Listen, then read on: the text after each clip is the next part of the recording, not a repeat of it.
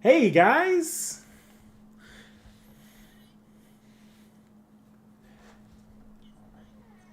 Yeah, late. I love doing these late. Like it's just kind of like full wind down, and I expect to not be getting to sleep at a reasonable hour.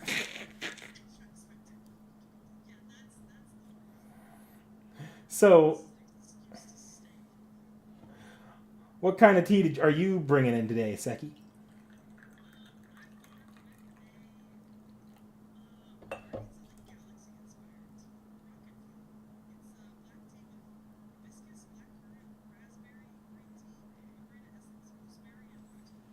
You get that from that local place that does like festivals and such, right?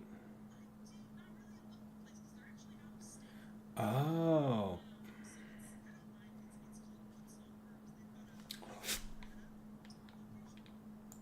hang on. You want to repeat that because the audience may not have heard that.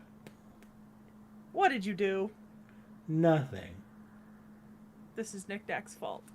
Um, so I've got a Guardians of the Galaxy inspired tea called Rocket Fuel. It's black tea with hibiscus, blackcurrant, raspberries, green tea, pomegranate essence, gooseberry, and rose petals. And it's from like a tea and herb company. They operate out of Reno, Nevada, I think, called Woodsong Herbs. You can find them online. But they have some like fandom inspired teas, and I really like this one. Like they've had it now for like 5 or 6 years. They pop up at like farmers markets and festivals near us a lot of the time. Knick Knack has a bunch of their teas because I've bought them for him a few times. Yeah, I've gotten them from you and my parents who've also seen them out there. I think I got you the Star Wars teas one year. Both you and my parents. Good The same teas. year. The Mandalorian flavored ones like was one of my favorites. I had to slow down on that one so I don't run out.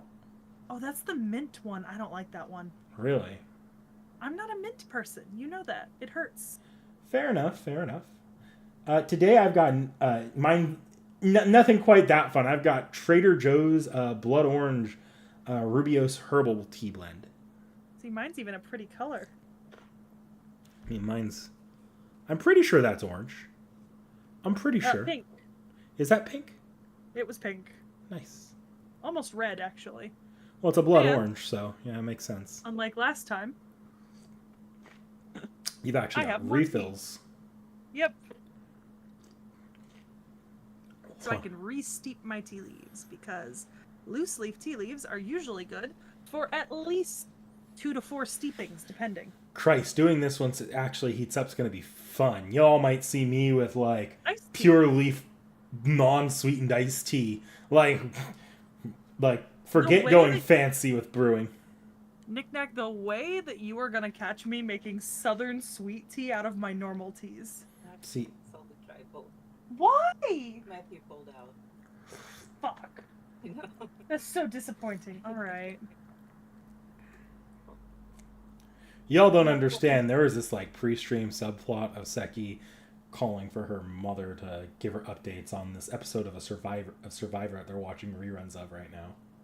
Well, technically, it's not reruns. We're watching it for the first time. It's season 44, and they were down to like the 3 tribes split, right? But one of the tribes kept losing and going to tribal, so they only had 3 members left, and then one of Come them on, got don't sent spoil off. the season for people that might want to watch that. Saying the tribe name or the people. Anyways, one of the tribes was down to 3 members, and apparently they just didn't go through with tribal. Very disappointing. I don't even know who. I really wanted one of them to go. One of them was really annoying, so I was really hoping she would get voted out. Oh. Yeah, Dakota Doyle's right. It's too late for your shenanigans, Knick Knack. It's never too late for my Nady, shenanigans. Nady, I feel that. I had to go outside today at like 4 p.m. and like walk in the sun, and it was unacceptable. It was like 70 degrees. It was disgusting.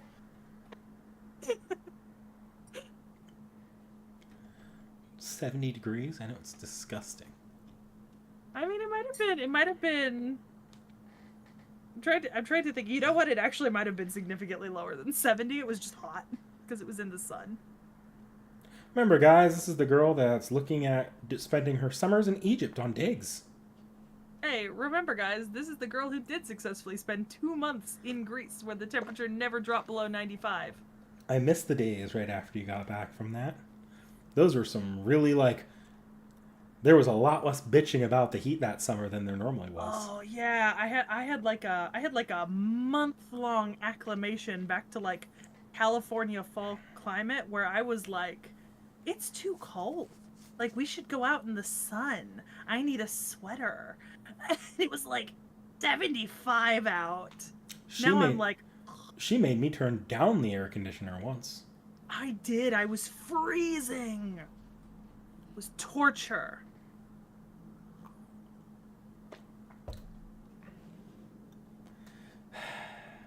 Nady, I am so sorry. That is awful.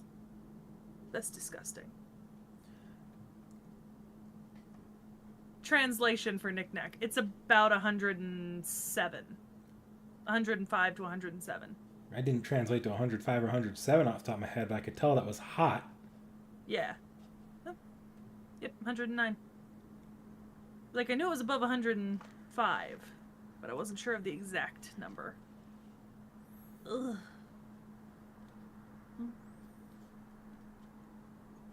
33 degrees isn't bad. It's still hot, but it's not bad. It's been raining for us here too, like on and off. Not like consistently, but like... Yeah, not consistently at all. I walked. Well, okay, no, that was.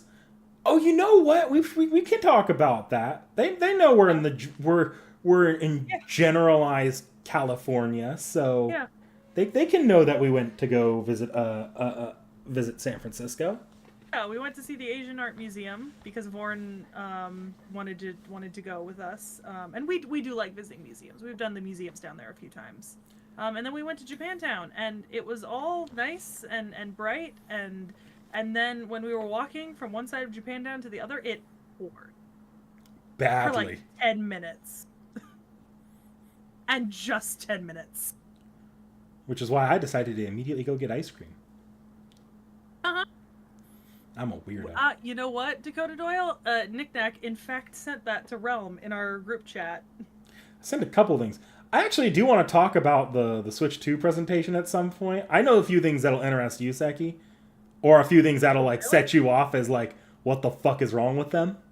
Oh, boy. But I do want to go over the San Fran trip first. Oh, that's fair, because you got fancy things. Yeah, I got some. So we went to like Japan, the Japan Center, Japantown, Yeah. and they've got like a bookstore there that has markups on a lot of like manga and light novels, but they also Kinokuniya. they also import stuff there too. Yeah, like Japanese editions of stuff and stuff that just doesn't get published into the Western market often. So I was able to pick up a few Fate art books while I was there. The first one here is the prototype materials book. It's the materials book for that anime OVA that's with Carnival Phantasm of Prototype. Seki, you watch that. Yeah. It's really cool actually. It's got like the usual material book stuff, like the art in there, and then like this I've never seen before in a materials book. I'm sure it's common, but for the anime one, they've got like the scans of the hand drawn keyframes and then like the notes of the animators. It's so cool. Oh yeah. I'm trying not to damage the book cover. Don't worry. California needs rain in like a weird way.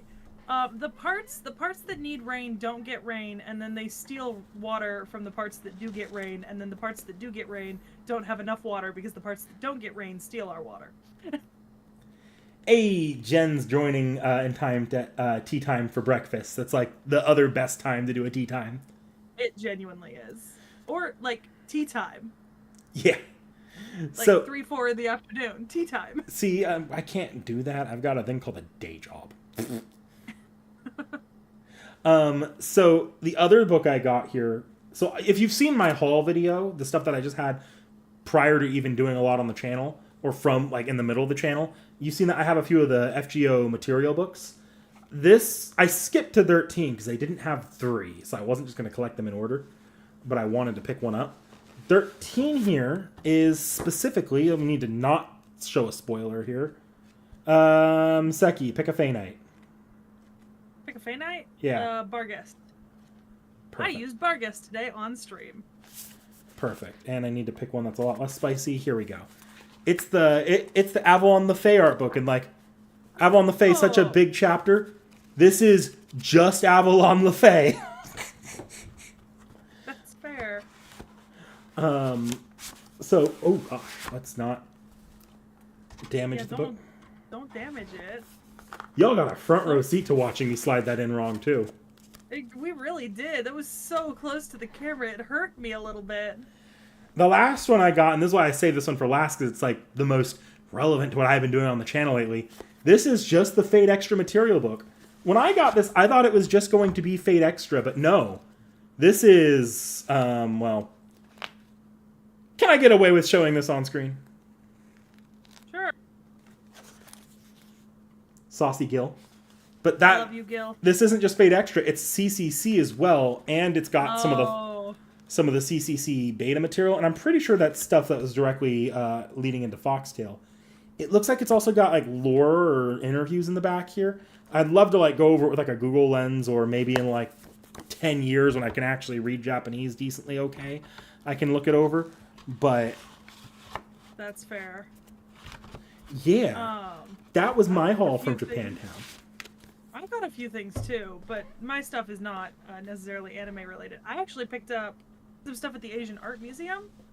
I got a couple of cookbooks that I thought were fun. So I got this Korean cookbook because I've been, you know, Knick Knack knows that I've been experimenting with cooking and doing a lot more cooking. And then even more interestingly, I got this Parsi from Persia to Bombay, and it's recipes from history and like recipes that are attested in ancient sources across that whole area of the world, which I think is going to be really fun. So, I mean, I skipped out on any sort of like anime stuff. Vorn made me not spend money. Oh yeah, she was really close to it. I had a couple things in my hand, but like, it just kind of, I was like thinking about it, and I was like, well... Vorn talked her out of one, then another. Well, I was gonna pick up the manga for Suzume, because it's getting a manga adaptation, but the problem with Kinokuniya is that while I appreciate them for importing a lot of stuff that just doesn't get published in the West, the stuff that does get published in the West, they charge way more for. So like, a book that's like $9.99 at like my local bookstore will be like $13.59 at Kinokuniya. And that was the case for Suzume, and I was going to pick up another volume of A Sign of Affection because I recently picked up the first volume. I didn't end up doing that. I did almost pick up the first volume of Kitekyo Hitman Reborn, but then I realized that they only had the Japanese version because I had forgotten that the English version has not been in print for over a decade and a half. No, Jen. So. As far as I could tell, that one did not have Extella content in it. Yeah, Dohawario, a lot of the places at Japantown also, I wouldn't call it overpricing figures, but they upcharge in Japantown. I think for probably like the convenience and experience of going to Japantown and going to these stores, because it's generally anywhere from like $2 to like $10 depending on like, at least for the like $60 and under figures bracket. Anything over that is already so expensive that I just in general try not to look at it too closely. It's kind of a trap if you're not picking up something that's imported, because I'm sure they have like a markup on all the imports, but I'm pretty sure they just carry over that markup to their non-imports as well. Yeah, so like that's one of the reasons why I try not to buy books that are published in the US from Kinokuniya, because I'm like, this is always just a little bit more expensive than any other option for buying it. You almost picked up the first volume of Kitekyo. Yeah, but it was in Japanese, and remember, so Kitekyo is not currently publishing in the US, and part of that is because Kitekyo Hitman Reborn never got a full English translation. I believe the English translation only went up to volume like 20-something out of like 40-something. and it stopped being published in the US back in like the 2010s. So you can only find them used now, and you can only find a certain amount of them. But you can find them pretty affordably, so I think what I'll probably do is just pick up a used copy of like the first couple volumes in paper in English, rather than buying like the Japanese volume of like volume 1 that I can't read, and you know. So, Nady, I don't know, chat in one of the streams might have told Seki, but Zhang Yu got buffed in JP like a few days ago. I was told about the Zhang Yu buff. I was also told this morning, or I saw in the chat about the fix to whoever got accidentally nerfed in the recent thing. They buffed Melusine! Yeah, Melusine, that's it. So yeah, I've been hearing about it. I don't go into the spoiler chat anymore, but I do go into all the other chats in the Discord, so. Yeah. You'll often see me dropping reactions if I'm not messaging full messages, because I'll be doing it like while I'm doing something else. And so sometimes reactions are easier for me to drop. So, you know, and the thing is, it's not as if where we are doesn't also have anime and manga shops, even outside of like Barnes & Nobles. Like, we are fortunate enough to be in a place big enough and kind of central enough that we have access to all of that. With a decent Asian community. Yeah, so, you know, and they don't upcharge most of the time. Like, the stores near us don't upcharge the way that like Japantown does. I've literally got one like right around the corner from me. Yeah, but we go to Japantown for the experience. You know, it's like a fun thing to do as a group. It's a couple hours drive. We just pop down, eat some food, go do something else. Like, normally we also hit up a museum. Like, we visit the Rosicrucian or the Asian Art Museum. We've done the Legion of Honor a few times for different exhibits. We hiked Strawberry Hill once. So we go to the pier sometimes. It's kind of like that destination where it's not too far away, but there's just enough fun stuff to do that you can spend a day. You know, as long as you're okay paying for parking. So, the big hot topic today from this morning that the entire gaming community was up for was the Switch 2. Yeah. It got shown. It was actually It was a really see chat like salivating to get into it. It was a really, really good presentation. Actually, there was like a new Mario Kart, and it's like open world with like entire levels between the major courses that you can drive through. There's a new Donkey Kong, a new Kirby like racing game. Really good, and then like the console itself is relatively affordable, cheaper than the Steam Deck, and it's stronger than the Steam Deck right now. And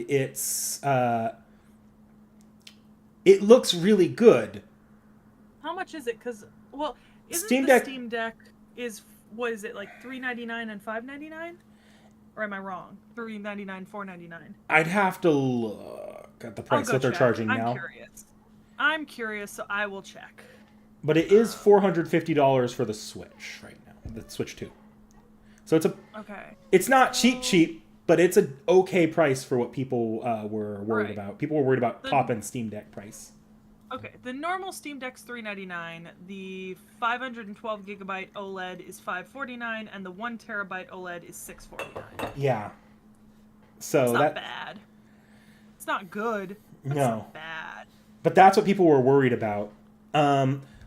As far as like the game announcements go, like you saw Realm and I talking about the From Software announcements that Elden Ring's going to be on there. They have an exclusive like new game on there that just looks like, oh, we don't have the rights to Bloodborne. We're going to make Bloodborne at home. Bloodborne is one of the games that I have in my list to try at some point soon. I'm much of a Souls person. I think we've illustrated that quite well on the channel already. I streamed it once. It was traumatic. I've had traumatic experiences playing it with Realm. It has not been a fun game for me to play. Not to say the game isn't good or fun, but just not for me. But I am interested in Bloodborne because I'm more interested in the story of Bloodborne than I am the one of Dark Souls and Elden Ring. So this game's not it's not Bloodborne 2, but it's still got the Gothic thing going on. But instead of being Cthulhu mythos, as far as we could tell, looks like it's based more around like the Castlevania vampire kind of thing. I could be down for that. I'm currently in a Castlevania kick. that said, those are not the announcements that I thought pertained closer to you. The first one is more of a I know this was on your radar and you'll find this kind of funny. Remember how Hogwarts Legacy is kind of bad on the Switch and you knew about that? Yeah, it's fucking awful on Switch. They okay, yeah. I know, it's awful. They're releasing a new version of that actually looks like it's going to work pretty well and it's going to have some new features because the Switch has the mouse mode. So it sounds like they're going to incorporate some new stuff into that. Interesting.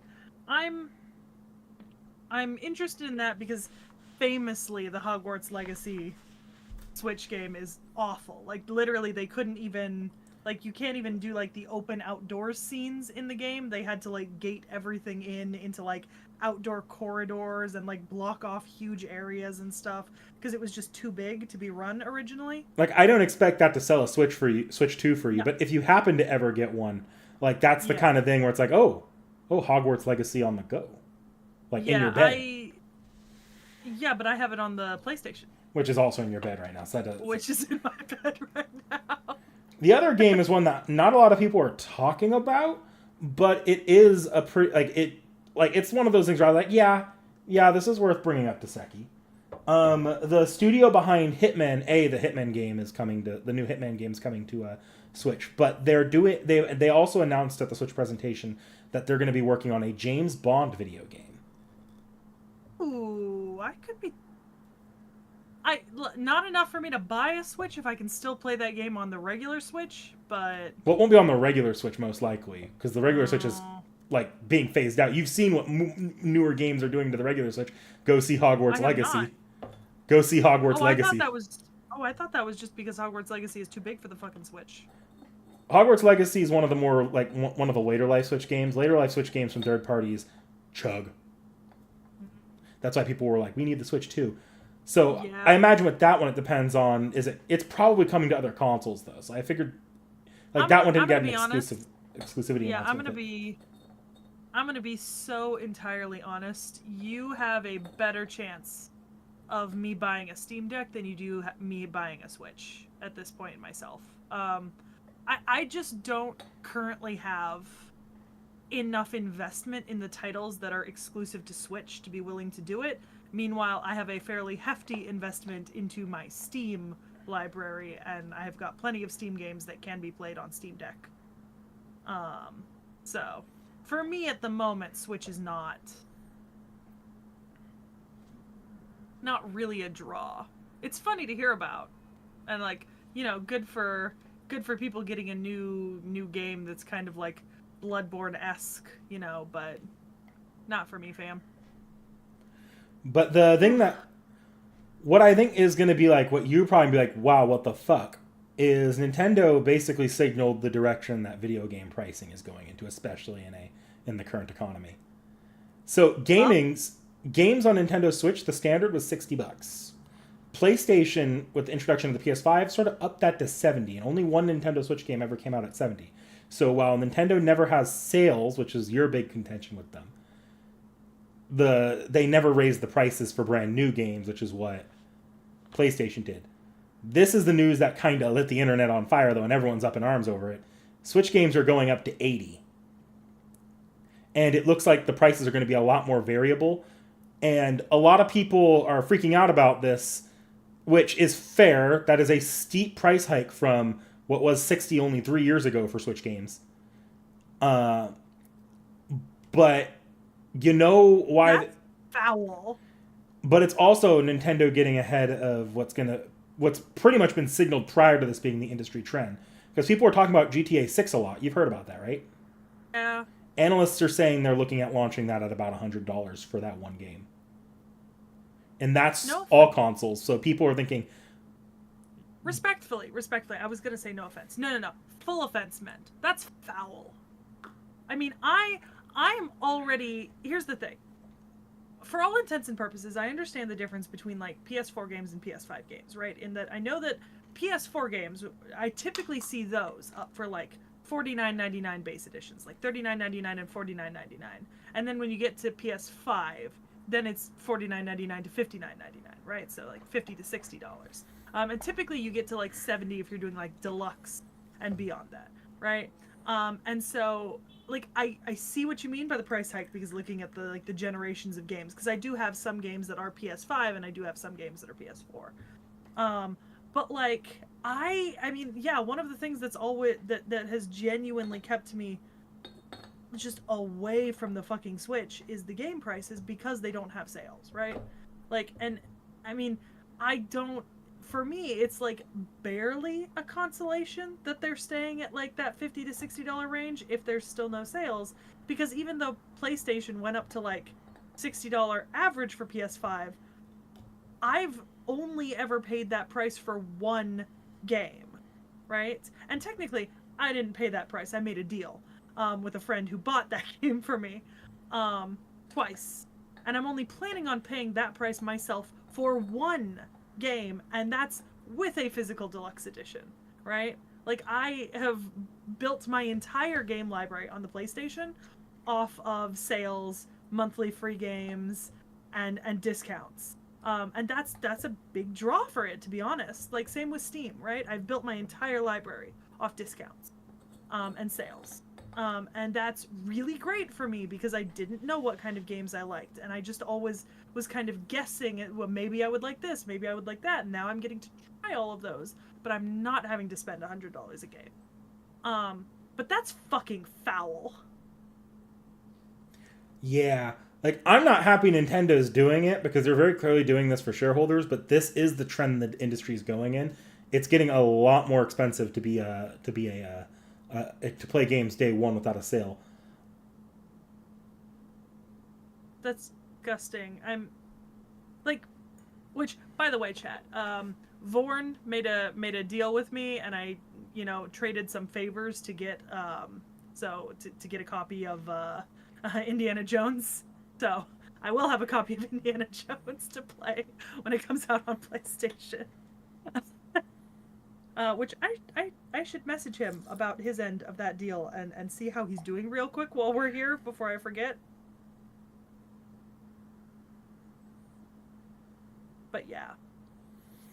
I just Here's the that's problem with wild to me. And because even Indiana Jones starts at 70 and only goes up to like 90 to 100 if you get the DLC, and that is promised to be a full story DLC. Here's the problem with the PC market. I saw that Zara Herrera brought that up. The PC market's like, it is and it always has been the best for deals on games and getting them at decent prices. You have a PC port, it's probably going to get on sale at some point, and the prices tend to fall but eventually because it has a lot more longevity as a system. And you can keep your library. It's got pretty much perfect backwards compatibility with older generations of games. I have yet to run into a game that I can't play that I have purchased, and I have some really old games in my library. Indiana? Huh? You returned it, but you purchased Indiana and you couldn't play it. Indiana Jones? Yeah, but that was not because of a backwards compatibility. Yeah, yeah. Well, technically it was, but, It was a forwards. It was just you forwards. It was bullshit. It was bullshit. Howdy, Justice. But the problem with PC right now is, and this is also because of our current economic situation, and this is where the Switch having a decent pricing might work to its advantage. The Switch being a decent price means it's a lower barrier of entry cost. Right now, PC parts for especially gaming PC parts are even since I got my PC built have just skyrocketed, and a huge part of that's the crypto market. But for the same reasons that it's hard to get consoles, and it's scalpers and crypto market people that are shooting these prices up. Now it's easy for us because we have Vorn who helps us hook up with this stuff. But say our PCs and your PC's already falling out of what would be the gaming sphere's power output. Yeah. Replacing those parts is going to be expensive as fuck. Yeah, I think I've gotten, I think arguably out of all of us, I've probably been the luckiest in sort of the money I've sunk into gaming. And a lot of that has been the generosity of friends, right? And a lot of that is kind of the fact that so I've talked about this before, but growing up I didn't have any consoles. It's not that I didn't really have any, I didn't have any consoles. I had a Nintendo DS Lite, right? The pink version. And I had 15 games or so. And they were stuff like Imagine Figure Skater, Nintendogs, Prince Caspian, that was a really fun game. Yeah, and so 2020, we went to quarantine. I went to Vorn and I said, build me a PC for school. And for all intents and purposes, that PC worked for most of my early gaming. I ran Souls on that PC. I ran Skyrim on that PC. That PC didn't even have its own graphics card. I was using an integrated graphics card in another part. So I didn't add... Well, granted, I have upgraded over the years. But I've upgraded on cast-offs from Vorn. I will say, the examples you use there, Souls and Skyrim, those are both very old games. Like, actually pretty... Like, Skyrim came out while we were in high school. No, but like early high school. Maybe even middle school. Yeah. I was able to run Assassin's Creed Origins and Odyssey on it. Those are a bit before newer. I got the graphics card. Yeah. And then eventually I kind of, as Vorn upgraded his PC, I got some of his cast-off parts, like his older graphics card and stuff like that. I upgraded my storage, I upgraded some other stuff, and now I have a PC that does almost every game I want to play. I mean, so far Indiana Jones is the only exception out of games I want to play. Granted, there's like a few really new games that I haven't even checked, even though they're on my wish list. Like for example, like Black Myth Wukong is on my wish list because I'm waiting for a sale on it. But I haven't checked to see if it's compatible with my computer. It's a really new game, and it was a pretty... And it's also very intensive, from what I understand. Yeah, so I might run into the issue there where it's not quite... But like, my PC was built with the understanding that it could play more recent games and stream at the same time. That was what my goal was. I could have bought 2 Nintendo Switches, like the two of the new Switch 2s for the price I paid for my PC. Maybe even 3. I don't remember the exact amount I put into it, but it was a lot. Because I want to say the parts for the first build of my PC totaled up to about $500. And that was like including like the screen and box and everything. And then I've probably put another 300 or 400 into upgraded parts over the last 5 years. Not a lot, granted. If we don't count the one time that a storm knocked out my entire CPU. Just broke it within a year of having it. Like, unfixable. But I haven't actually put a whole ton into it because I'm getting used parts and stuff. Yeah. And it does exactly what I want it to do, with the exception of Indiana Jones, which I can play on PlayStation, so it's not a problem. I mean, I would have bought it digitally regardless to play it on PlayStation, just to... That's kind of where you're really benefiting from, your tastes in games have so far, at least, leaned more indie, and they have leaned... And you don't buy games brand new. You tend to wait till they drop on sale, which usually means the games, if they're dropping that much, either they're 2-3 years old, or they're in Veilguard. Or they're so bad that they go on sale, or they're a scam like Atlas in the Persona series, where they immediately mark it down because they're going to sell a new version in a year anyways at full price. Yeah, and the thing is, it's not that I don't have bigger, newer games, but like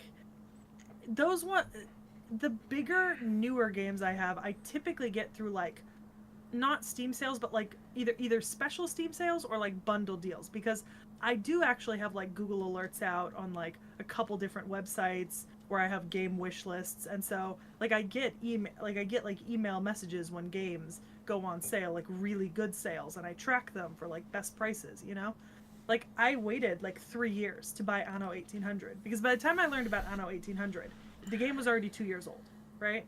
But it was still like it's like if you total up all the DLC, it's like $120 game all totaled, right? With no discounts, right?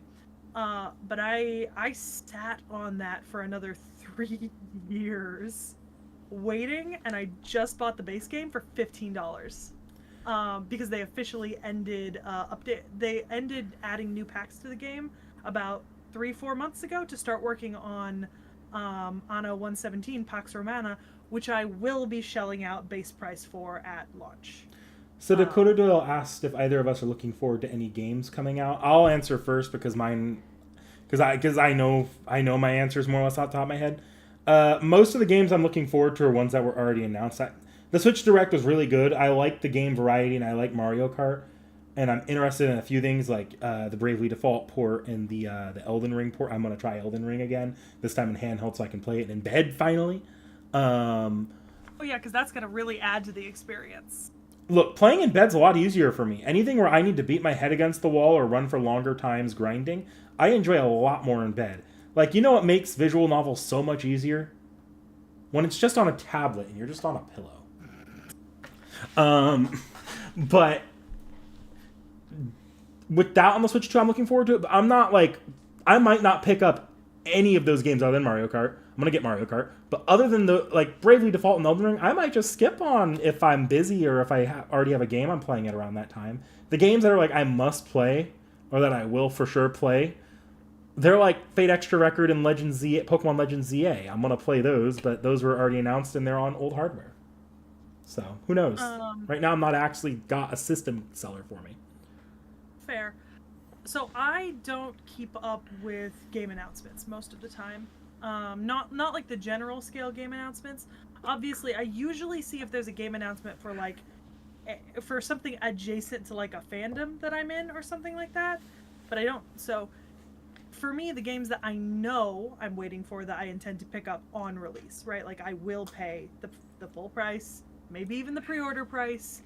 I'm gonna get Anno 117 Pax Romana because I'm extremely excited for that game. Because I've played some of the Anno games before. They are directly up my alley. Honestly, I'll probably end up playing Anno 1800 a little bit on stream at some point this year. Just because I love the Anno games. I think they're so much fun to do. Witcher 4, I will pick up, like, immediately on release. Which is part of the reason why we're playing through Witcher on stream right now.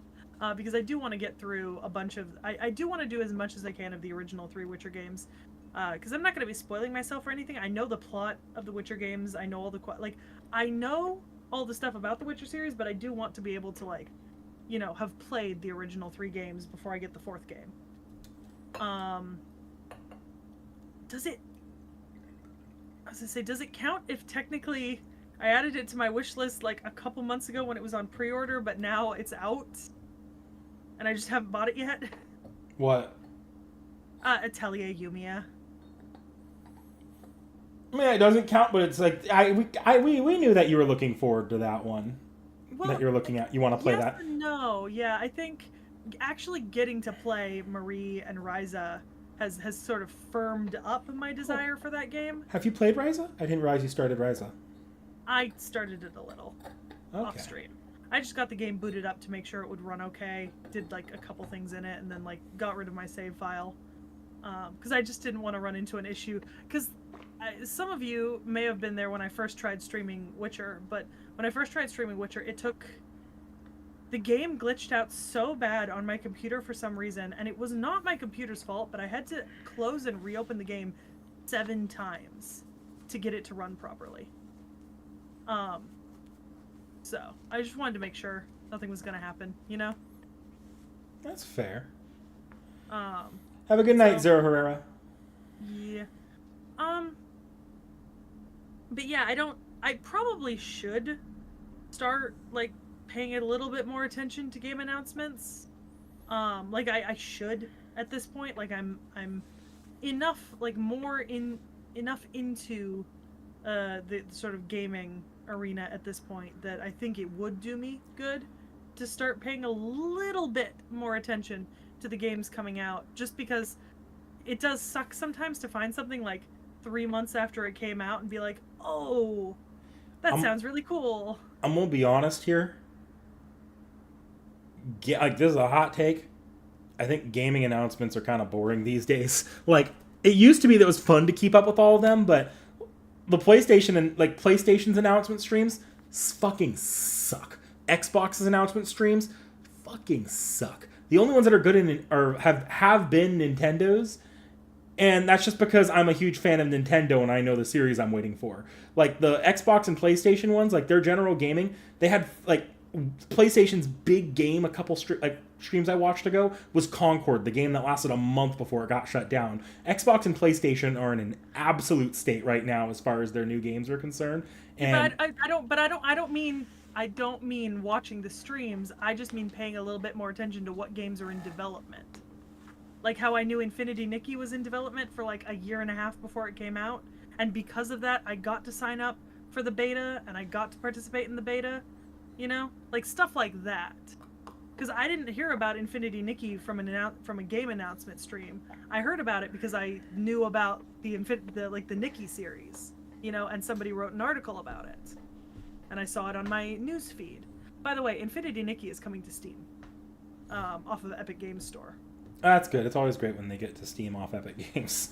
Oh, I'm so excited. I am automatically deleting Epic Games Store from my fucking PC. Okay, here's the problem, Frozen Lion. I see you here with Digimon Story Time Stranger, and I even said, like, in a stream after that got shown off, that was, that it looked good. That was the best, like, trailer in that entire stream. When Digimon is the best trailer in your big gaming showcase, like, I think it was at the start of the year or the end of the year, either way, your game output is fucked. By the way, did you see that there's a Digimon game on the PlayStation Monthly Games this month? I didn't. I'll take a look after stream here. I checked him out yesterday. So, also, Humble Bundle announced early for the month. Yesterday was April Fool's Day. Yes, it Should was. probably go check Humble Bundle Yes. to see if that was. Yes, Because they normally announce on the 6th of the month at 10 a.m. You probably should. Just gonna go check that real quick. Good job. Before I stick my fucking foot in my mouth about what games are coming up on Humble Bundle.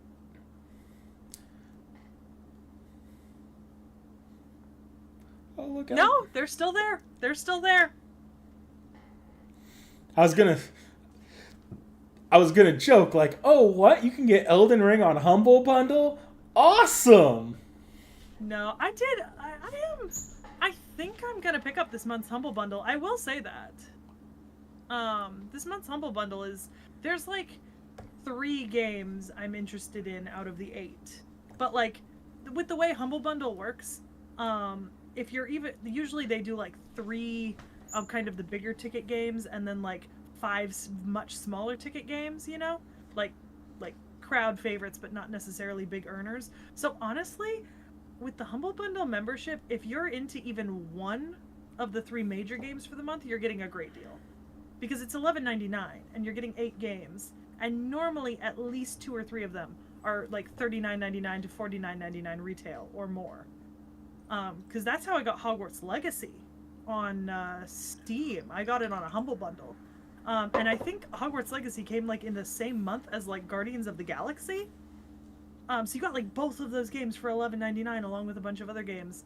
And then I regularly skip months. Like if I don't see like more than 1 or 2 games that I'm interested in, I just skip the month.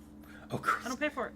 So, cause I just like I've been shitting on the PlayStation showcases. I need to have like one more big shit on because you mentioned Love Nikki earlier, Infinity Nikki. Infinity Nikki, yeah. Remember when that game got announced? I'm the one that sent you that trailer.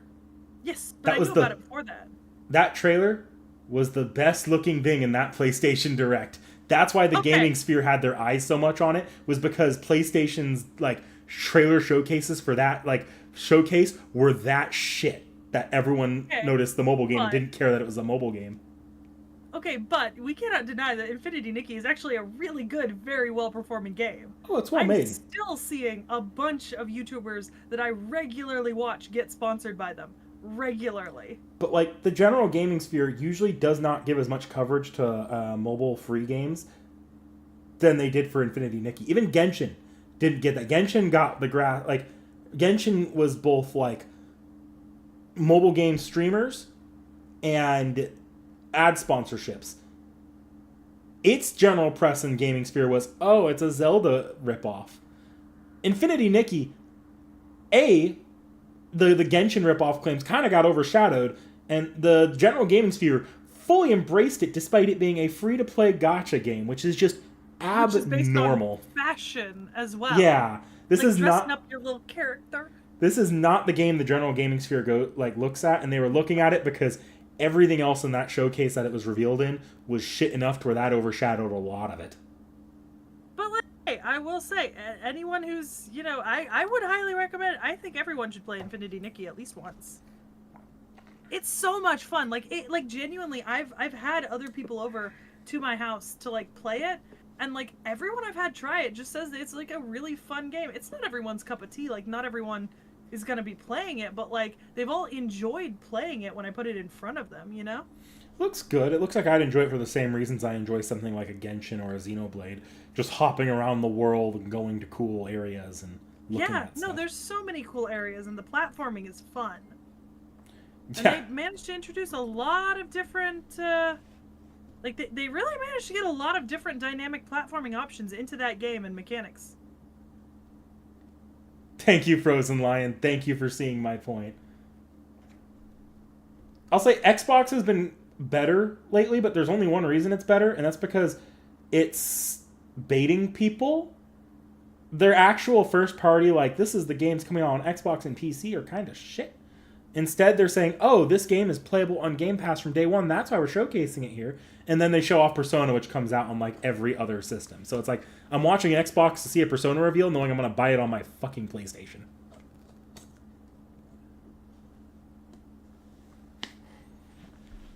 What? What's up, Seki? Okay. I was just looking up what Dakota Doyle was recommending to me. I'm gonna be honest, Dakota Doyle, I'm not a Digimon child. That's the problem. I'm technically I'm not a Pokemon child or a Digimon child. I didn't grow up with those series. I know even less about Digimon than I know about Pokemon. Because at least with Pokemon we've been reading it. You've played most of a Pokemon game. You can get back to that, finish that, and you'll beat in a Pokemon game. Like, there's your rite of passage as a gamer. I really need to. Maybe, yeah, I do need to. I do want to play some more of the Let's Go Pikachu. Or is it Let's Go Eevee? I don't know. It's Let's Go Pikachu. It's Let's Go Pikachu. Okay. Yeah, I need to play more of that. Like 2/3 of the way through it, too. Yeah. I can show off my new Snorlax. Oh, wait, your new plush Snorlax. Yes. I was like, I don't think you were right behind the spot where you get Snorlax in that game. Yeah. No, but my Snorlax collection is growing. I've added 2 more. No, 3. Technically 3. And 2 of them are not plushes. All right, Seki, so we were going back and forth a tiny bit on this in the comments section earlier. We should talk a little bit of shot. Oh, yeah. Yeah, so what do you envision for an off-the-shelf of, like, a story event in FGO, right? Because, like, I can't imagine you mean for me to read it on video, right? No, God, no, not you. Don't mean enjoy for me to read it off. You don't enjoy reading visual novels out loud, and I wouldn't recommend it if it was like Fate's Grand Order. We're only doing because it's convenient that you're already reading it on video, and then we can immediately turn around and do an off-the-shelf once you're done. For these, these event stories, they come out like weekly, and it's like 30 to 40 minutes of story a night, and usually that's fights with that included in that. So like this kind of thing where you're already skipping the fights, it's like 2-3 hours of reading, tapping through maybe total, and you would get through that a lot faster than any other visual novel we do. So A, it's probably going to be a lot more bearable for you that you could do like the day before, and B, it's just that extra FGO content. And we don't really need to go over the fights. We can if you are familiar with the fights, or if you want me to like talk about some of the bullshit in that event, which I'd be willing to. But like for the chatting, like the back and forth between us, it's fine to just talk about the event story, and they'd be pretty laid back, off the shelves, easy to do, more or less. Much easier than Witch on the Holy Night or Great Ace Attorney have been. I wasn't sure, because like in my head I was thinking, but do you want me to read it in the video or something? Like, but that doesn't feel like it would work. Just See read you, it. Frozen Lion. See you, Jens. Just read it on your own time, unless you happen to stream that event story and read it on stream anyways. Like, I know people brought up you reading the event on stream, but like, guys, here's a fun little secret. Seki does not actually enjoy reading these stories out loud.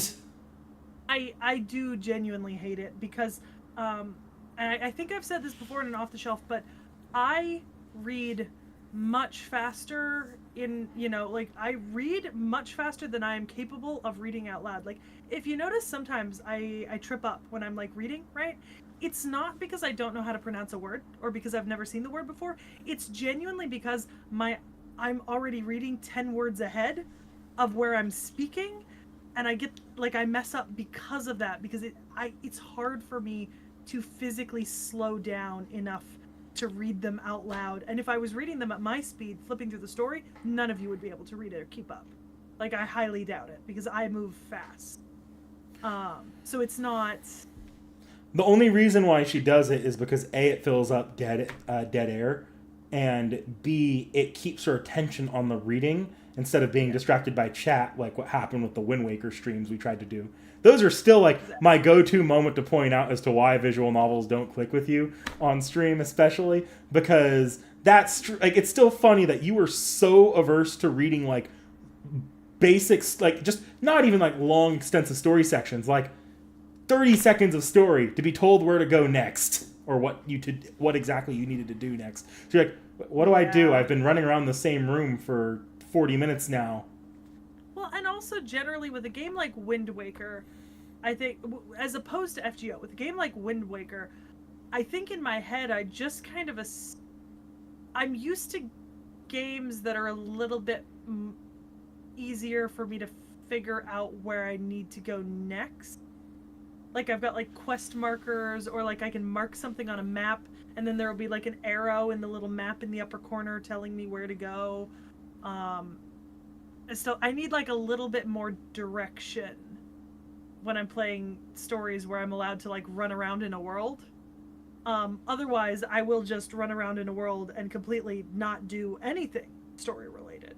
You know, like I actually ran into that problem when I was trying to 100% one of the epic outfits in Infinity Nikki, like one of the first like cumulative like epic outfits, where I had just been like running around and doing a bunch of other random stuff instead of doing the quests.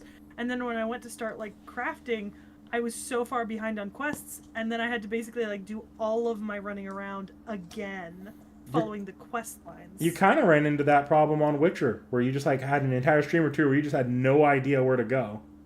Yeah, exactly. And I figured it out eventually, and if you'll notice, I'm now actually paying more attention to quests on Witcher and like. So what you're saying is we need to restart Wind Waker from scratch. I mean, you're not going to get me to pick, like, it wouldn't be productive to pick it back up from where we left it, but like, you've got a decent chance of like letting me restart it and like having another go at it with more experience in just games in general at this point. We'll see. I don't think I want to set that Wii U up anymore, because that Wii U is a pain in the ass to set up for streams. But like, if it gets ported sometime soon for future upcoming stream. Oh yeah, like once, like for one-off streams. But like, if I want you to start Wind Waker again from scratch, I'm not setting that shit up again. Yeah. But if it comes out on the Switch or the Switch 2, and I've got the console, that's always like got a dock next to me over here. So we'll see about that. Which isn't to say, the thing is, I actually do really want to play a couple of the Zelda games, right? Like in the general scheme of like games that I've heard of that I think I would like, that I would like to at some point try playing, I do want to play a couple of like the more mainline big Zelda games, right? It's the same way that I want to play like some of the Final Fantasies, right? I just haven't gotten around to either buying the games or being prepared to play them yet. I can take you on a tour of Zelda. That's relatively easy to do. You've already seen Wind Waker, so we can skip over that one. But like, we can make that a stream at some point. That's pretty simple. Because I do want to play, like, Breath of the Wild is the one that just came out, right? No, what came out was Tears of the Kingdom. Breath of the Wild is the one that's a sequel to. Sorry. Those are the two I want to play. Like, I want to try both of those. And then, obviously, Final Fantasy. I do want to try the 7 remake, but there's a couple of the other games that I want to play. I think, was it 15 and 16? 15 and 16 are the newer ones. 15 I think you would drive with really well, because it's basically following a boy band on a road trip. Like, it's basically, you've seen the prequel anime, you know the characters, or you've seen clips of the prequel anime.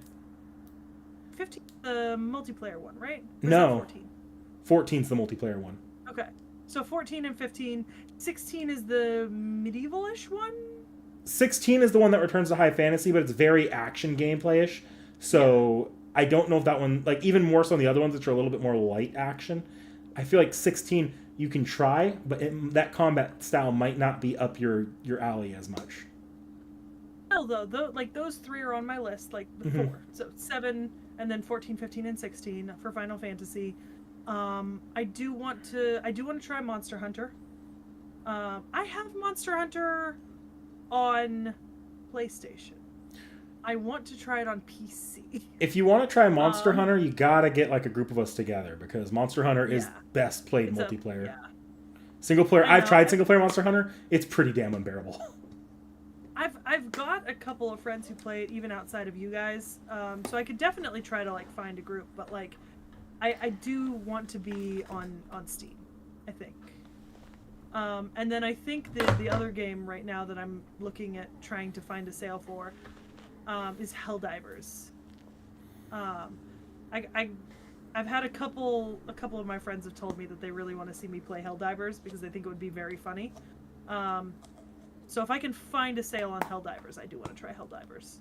That might be my first FPS. Because I've not played an FPS yet.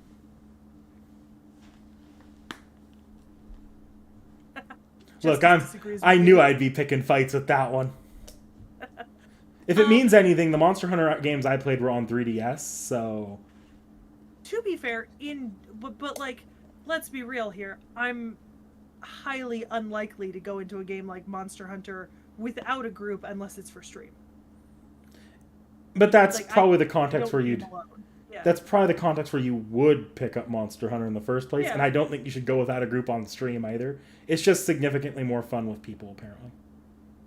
Fair. And then there's always like weird, random, like one-off horror games that some of my friends want me to try that are like multiplayer, and I really like sim strategy games and like economy building, like Anno, Alentale, Port Royale. That's my bread and butter. I'm telling you, I can't wait for that Fire Emblem Tour series or Fire Emblem Tour stream. That's gonna be lit.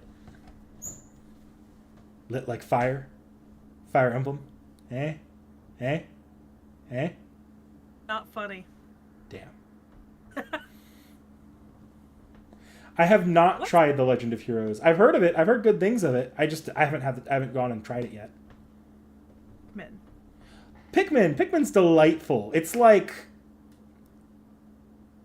so I'm gonna say this with like, I don't want this to immediately turn you off. It is a post-apocalyptic game, but it's not post-apocalypse. It's more like little tiny aliens like arrive on Earth, and you're wandering around the ruins of Earth, but from like the perspective of no one knows what this shit is, and you're just collecting random shit and bringing it back to sell on your home planet.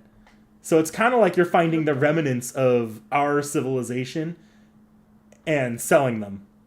That actually sounds pretty funny. You would love it. I have one of the games. I can have you play it if you want.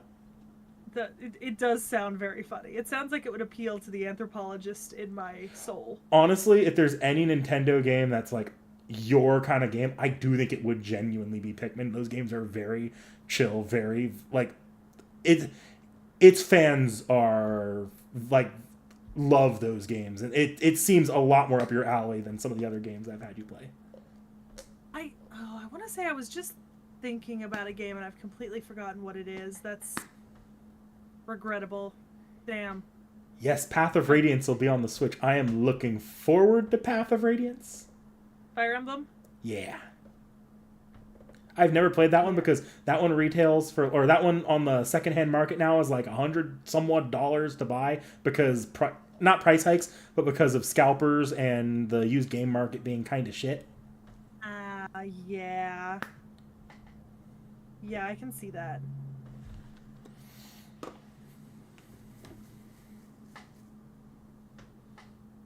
That makes a lot of sense. Yeah, I was looking up I got into a bit of I started to Google it. I was looking up other physical collector's editions of like other games. back, you know, when I was looking at the Indiana Jones one, because I was just looking at like pricing for like other big games, like the collector's editions and stuff like that, because like it's such a discrepancy between like the physical deluxe edition of like Baldur's Gate and then like the collector's edition of like Indiana Jones, right? And granted, the globe, right? Like the globe is what makes up the difference. Let's be real here. But still, it's a massive price difference. It's like $110 difference. Also, plus tax, that deluxe edition, plus tax and shipping, because they don't give you free shipping, even though it's over $200 with tax, does come out to be like $230, which is bullshit. I just realized my screen hasn't been flashing green this entire time. I'm pretty sure Vorn fixed my issue when he helped me fix my screen setup. Nice. But I don't know, because I was just looking back at like what some other games came with. Not like recent games. Like I was looking back at like older games, right? Because like one of the selling points of like the Baldur's Gate 3 edition is that the game cases are meant to match the design of the game cases of the first two games for the like collector's edition physical, but you can no longer get oh look, it's after 9 o'clock of Baldur's Gate like 1 and 2, the physical collector's edition, for less than like $300 online, pre-owned and missing pieces. So I was like, I get that it's a selling point, but it's not a selling point that I can take advantage of, which is unfortunate. Because I do have copies of Baldur's Gate 1 and 2 digitally. You know, and if it had been more affordable, but no. And I looked at Witcher 3 just because I wanted to see something that I thought would be like comparable in terms of the items you get, because the Witcher 3 collector's edition came with a Geralt figure, right? Like a big Geralt figure came with it. But I took a look. It's a shit-ass figure. It's so bad looking. He looks like a fucking potato. It's like the cursed Giorno figure that that the fucking Connor was chasing after. It's awful. I would have felt so gypped if I had gotten that in a box that cost like that much money. It just didn't look good. It looked awful. Like, I have better looking Geralt figures in this office. Like one up there that you can't see because it's above Ku and Skahak, who you can only see the lower halves of. We all know the best collector's edition on any game is Spider-Man 2 with its 16 inches of venom. Yeah. That is true. So yeah, no, I went on a little bit of a rabbit hole, like Googling and searching up other stuff. Which I thought was interesting. You know, just kind of comparing like quality and quantity and price. I always buy the fake collector's edition stuff just because they're fun to show off on the channel, but I've only ever, outside of like the fake context, I've only ever bought one collector's edition, so. Mm-hmm. Well, I'll have two when they restock the PlayStation Baldur's Gate. If it weren't for that fate, you'd be beating me. Well, wait for Anno 117 to come out. No, I doubt Anno 117. The Anno games are, you know, not to go entirely back to the Anno games, but they're those type of games where there's a base edition, and then there's not necessarily like DLC to buy like along with the base edition. It's packs that release over like a multi-year period to upgrade the game. So I'm not nearly as bad off on the mats for this month as I was last month. How many bells do you have? Is that the first one? The last one. The last one? I think like 99 or some shit. You're bad off on those. You don't understand how many of those bells are needed. Those bells, like... Yeah, but for what? Anything from any of the Fae characters, any fairy needs those bells. I have no fairies, and I'm not planning to roll for any fairies. Anytime soon. Babanshi? No. The closest thing to a Fae Knight that... Nope. Because there aren't any Fae Knights in my Divinity Order plans, and I don't have any for the rest of this year. So no. I like them. Don't get me wrong, but I just borrow other people's. I don't have any of the Fey Knights, and I'm not really planning on rolling for any of them at the moment. Like, there are other characters I would want more. Like, if I get to the point where I'm rolling for stuff like Fey Knights, right, for example, I'd rather get Meltrillis than Melusine. You know? Well, Dakota Doyle, the original Castoria does not need any bells because she released before the bells. But let me go ahead and, just for an example, to tell Seki why I'm like, yeah, bells, bells, bells. Let me see if I could pull up how many Castoria Berserker needs, because I'm looking at doing this basically times 2 for my year amount of bells I need. Bells. I'm already overheating with hot tea. Let's see. I should go to GamePress. GamePress always has the collective total. So, for Castoria Berserker, I need...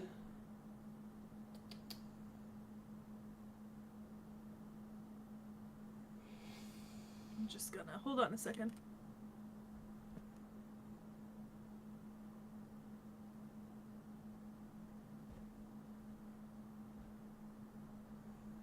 Just gave up. I've had too much hot tea. I am now running like 5 degrees warmer, which is 5 degrees too warm. Only 72 bells for Castoria Berserker. That's actually not that bad. Jesus fucking Christ. I think out of this month's mats, 3 of them I've got like 30 plus, and the other 3 I'm at like 15 to 19. So I'm just focusing on those other 3 that I'm much lower on. Because that's what I've been doing, like, with the monthly mats, is I just pick, like, my lowest couple, and then I try to, like, even those up and get them above 20. Hang on, I'm wrong. It's not only 72 that I need. 72 for 1 skill. For all 3 skills, it is 216 bells to do my 3 skills. And then I'm doing that again for another servant that comes out, like, literally a week earlier, which means I need a total of 432 bells. I have 236. I'm fucked. I'm fucked. Are they in the match shop for the event? They're like 20 at a time in the match shop. You'll get 20. And then isn't there another lotto event coming up? Will They're they not be in the lotto event? They're not in this event. They're almost never in the lotto. I've never seen them in a lotto event. I can get like maybe 30 to 90 this month. I don't know what Dante Alighieri looks like yet, and I don't know what he's like yet, so I don't have to worry about that. You're gonna like him. Until we do him. You're gonna like him. But I don't have to worry about it until we do him. Which, judging by our current plans, won't be till 2027? Right, when he comes out. Yeah. No, because I think our 2026 is full. Our lineup for next year, I think, is full and planned already.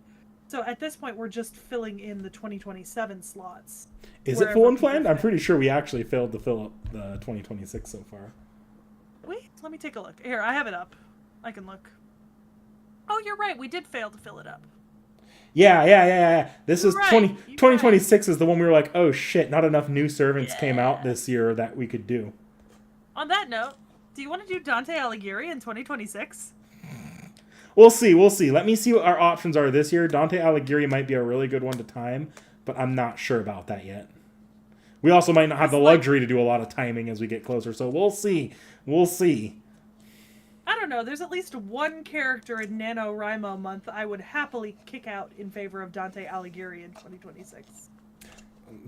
Before you say their name, or you aren't going to say their name, but let me check to see if I agree or if I can predict. It's the... Okay.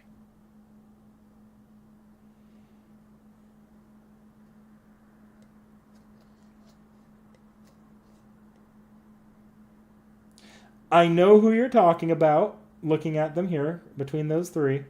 That's also the one I want to kick out the least, because I kind of need to get that one out of the way. And that's this year, that's this year. Knick-knack, I don't mean kick him out of the schedule altogether, I just mean kick him to a different month. Oh, I know exactly who you mean looking at the 2026 NaNoWriMo month. You motherfucker. Yeah, get rid of him. He doesn't technically belong there. It's bullshit that he's there. We'll talk about this off stream. It's bullshit. Respectfully, Justice, you know what we should do? We should put a Nero costume on Peaches. Because she's Princess Peaches. Can you imagine putting a Nero costume on her? I would pay such good money to get a little cat-sized Nero onesie for that cat. No, Dakota Doyle, not talking about Don Quixote. Although I don't want to do Don Quixote because I'm gonna have to read Don fucking Quixote. I mean, you've read it before. Just Spark Notes it. No, because I read it as a school thing, which means I didn't pay attention because it was stupid and bad, and they made us do popcorn reading. And if anything makes me so much madder than visual novels, it's popcorn fucking reading. Yes, Tacos. April Fools is going. The massive amount of work we now have for April Fools is going in updates. Updates only works if it's within like a day or two of the original video going live. Yeah, at this point, like we have to cut our losses and accept that. No, it's going to be a minute. Yeah, I mean, I think in general, like, you guys see the updates video at the end of March, but let's be honest, updates video typically covers up to the end of February each year, and we only get March stuff in if we have time for it. So, which is why we start prepping in February. So it's technically a February to February circuit with time for me to get the processing done. And then if we have time and something comes in March, we'll squeeze it in. Yeah. I did see that someone in the Discord asked about another Smasher Pass. I'd be willing to do one on stream, but not the same way as last time. I'd be willing to do one on stream, but I think I'd probably want to plan it to take like a larger chunk of the day, be a little bit more relaxed and less go, and maybe not shots this time. Maybe I just get myself a pack of beer. A nice pack of beer. Actually, Dakota Doyle, you'd have more luck getting that in this secondary format, like slower with a pack of beer, because Nick Dak can confirm I got to tipsy, and then I vomited, and then I was sober in that recording. Like, I never actually made it too drunk for Seki. I, like, hit the point of, like, sugar vomit before I made it there. So. Which I still have to extract that as, like, a sound clip to use. I have it saved in our somewhere. Set up a Streamlabs, and every time you get a donation at a certain amount. Oh! So surprised by how crisply the mic caught it from 2 rooms and a hallway away through 2 doors. So crisp.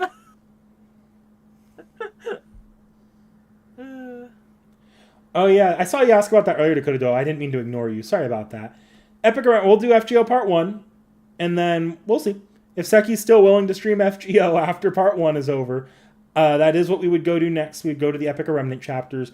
Those are very freeform, so she could just have at them in any order she wants between the 5 and like a quarter chapter that would be covered under that. And yeah, we do if we do off the shelf afterward if she finishes. Yeah, I think after Part 1, you might see a fair bit more of me just streaming FGO occasionally, and not. I will probably stop restricting myself from playing through sections off stream, because right now I don't play the game off stream unless it's grinding on an event. And part of that is because I do want to be paying attention to the story and stuff like that. But post Part 1, I might. The chapters are getting too long. Yeah, it would be nice if I could do like a bunch of the middle stuff, kind of like when I have time off stream, and just kind of catch the beginning and end. You know? I can give you like highlights, like portion, like section counts in each chapter that stream would actually be interested in seeing you play. So you're not streaming like the middle of, I don't know, Agartha's like one that no one's really going to care about on stream. I'm continuing to play it, but I think I will probably decrease the frequency of how often I play FGO once I finish part 1. Just because there's a fair amount of other things I'd like to try playing, and I like using the channel as a way to kind of play games and hear about your guys' input. And sometimes you guys give me nice tips and tricks when I'm playing games that I didn't know about or I wouldn't have found out about. So, I like playing other games with you guys.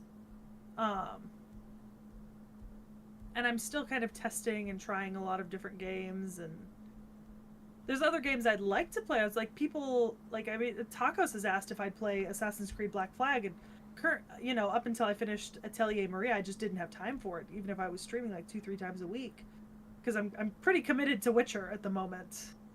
Like, I'm gonna get through that come hell or high water at this point. Like, bad ending, good ending, I don't give a shit. We're getting through that game. But also, like, haven't I already put like 100 hours into FGO on this channel?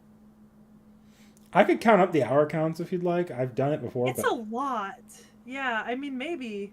I think I'd be interested to find out how many hours I've put into it, because I feel like I've put a lot of hours into it.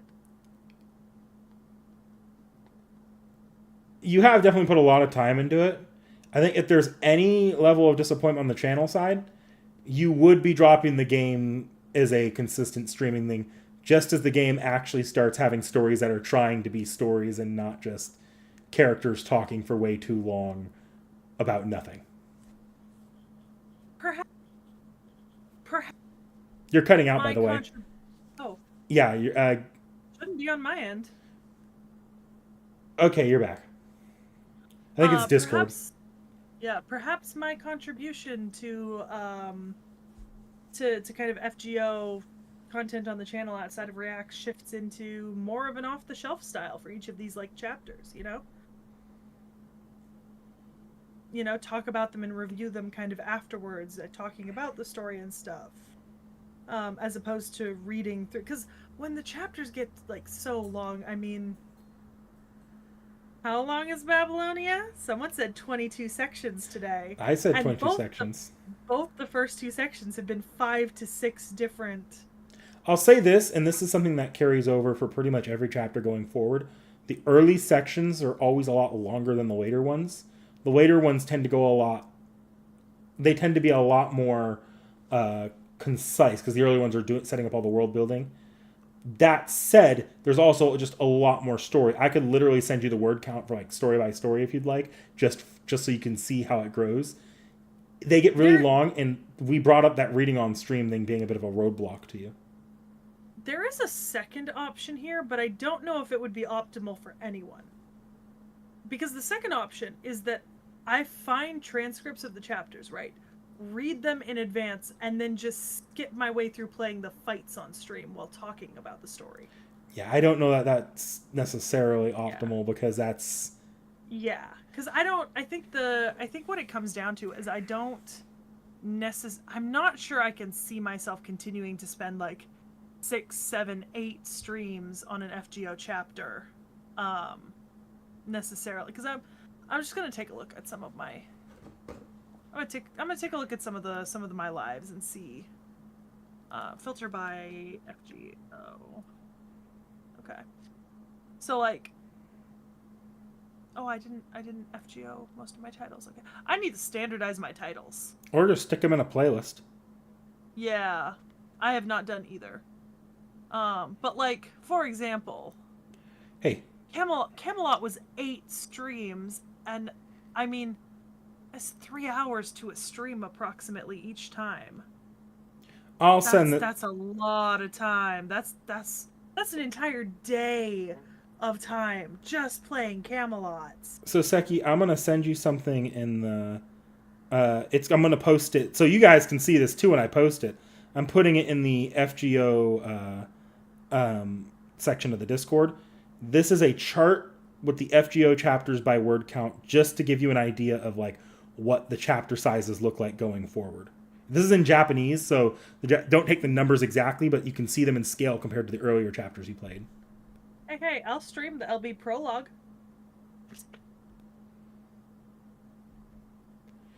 I'll stream Solomon. Well, Solomon's part of part 1. I'm going to join you for that one. Yeah. Maybe Tunguska. Yeah, those are like the mini chapters, and those are the ones people are probably Lost World probably people would be interested in seeing you play, but like the other ones, those are like, let me put it this way, the ones that people are most interested in seeing you play, probably, let's see here, and starting with Epic of Remnant, Shinjuku.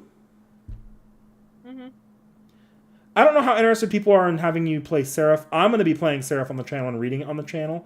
But I don't know how interested people are in seeing you read it. But Shimosa. Oh. I want to read Salem. Damn it. Anastasia. Yeah. With how much you glaze Qin Huang, you kind of have to read Sin. Thankfully, that one's one of the shorter ones of part 2. Oh, I want to read Atlantis. Yuga Shetra.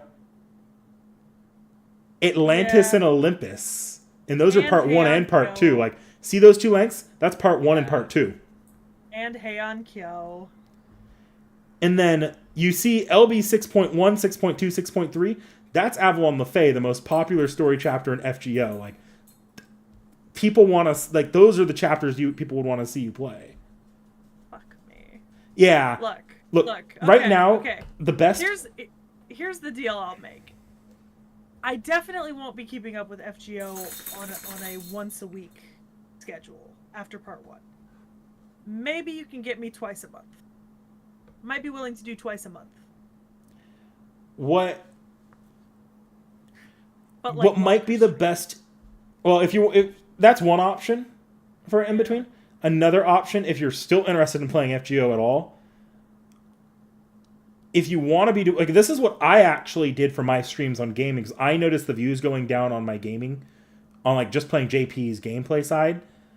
I streamed the full chapters that I was interested in playing on stream, but for like a good chunk of chapters, I just decided to play them off stream, and I only came back for like major moments I knew people wanted to see me play gameplay wise, like the climax of Avalon LaFay, like the big giant, or like all of Nahui McLong. I came back to doing full FGO streams at that point because of the newer chapters, but the worst part is talking through them. I want to play half of those. I want to play Heian Kyo. I want to play Yuga Kshetra. You're just worried about your next London. Yeah. Where you're drained by the end in E Pluribus Unum. Yeah, I'm worried about like another chapter that hits me like London or E Pluribus Unum, where like by the time I get to like past like 3 or 4 streams, I'm just not enjoying it anymore. It's unpleasant. I don't like reading the dialogue. I don't like fighting the fights. It's, you know, not an enjoyable experience for me. And I generally hold with the idea that like if the streamer is not enjoying something, the viewers probably, if the streamer is not enjoying something in a way that is not funny and comedic, viewers typically aren't interested in that as much. Well, I think Epic of Remnant might be pretty easy for you to stream in that regard, because the chapters, unlike other FGO chapters, are not locked to which ones you could start but till you finish the other. So while I wouldn't encourage you skip something like Shimosa, which is very story important, or even Shinjuku, or even Seraph at this point, if you got bored of playing those on stream and didn't want to have to sit there on stream reading it out word for word, you could stop doing that, shift to doing it just on your own time, and just make sure you have it done by the off the shelf. And then the other you could just go to another chapter and play it on stream. Yeah, that's what it might shift to being after part 1, just kind of like a little bit half and half. Like some gets streamed, some gets done as an off the shelf.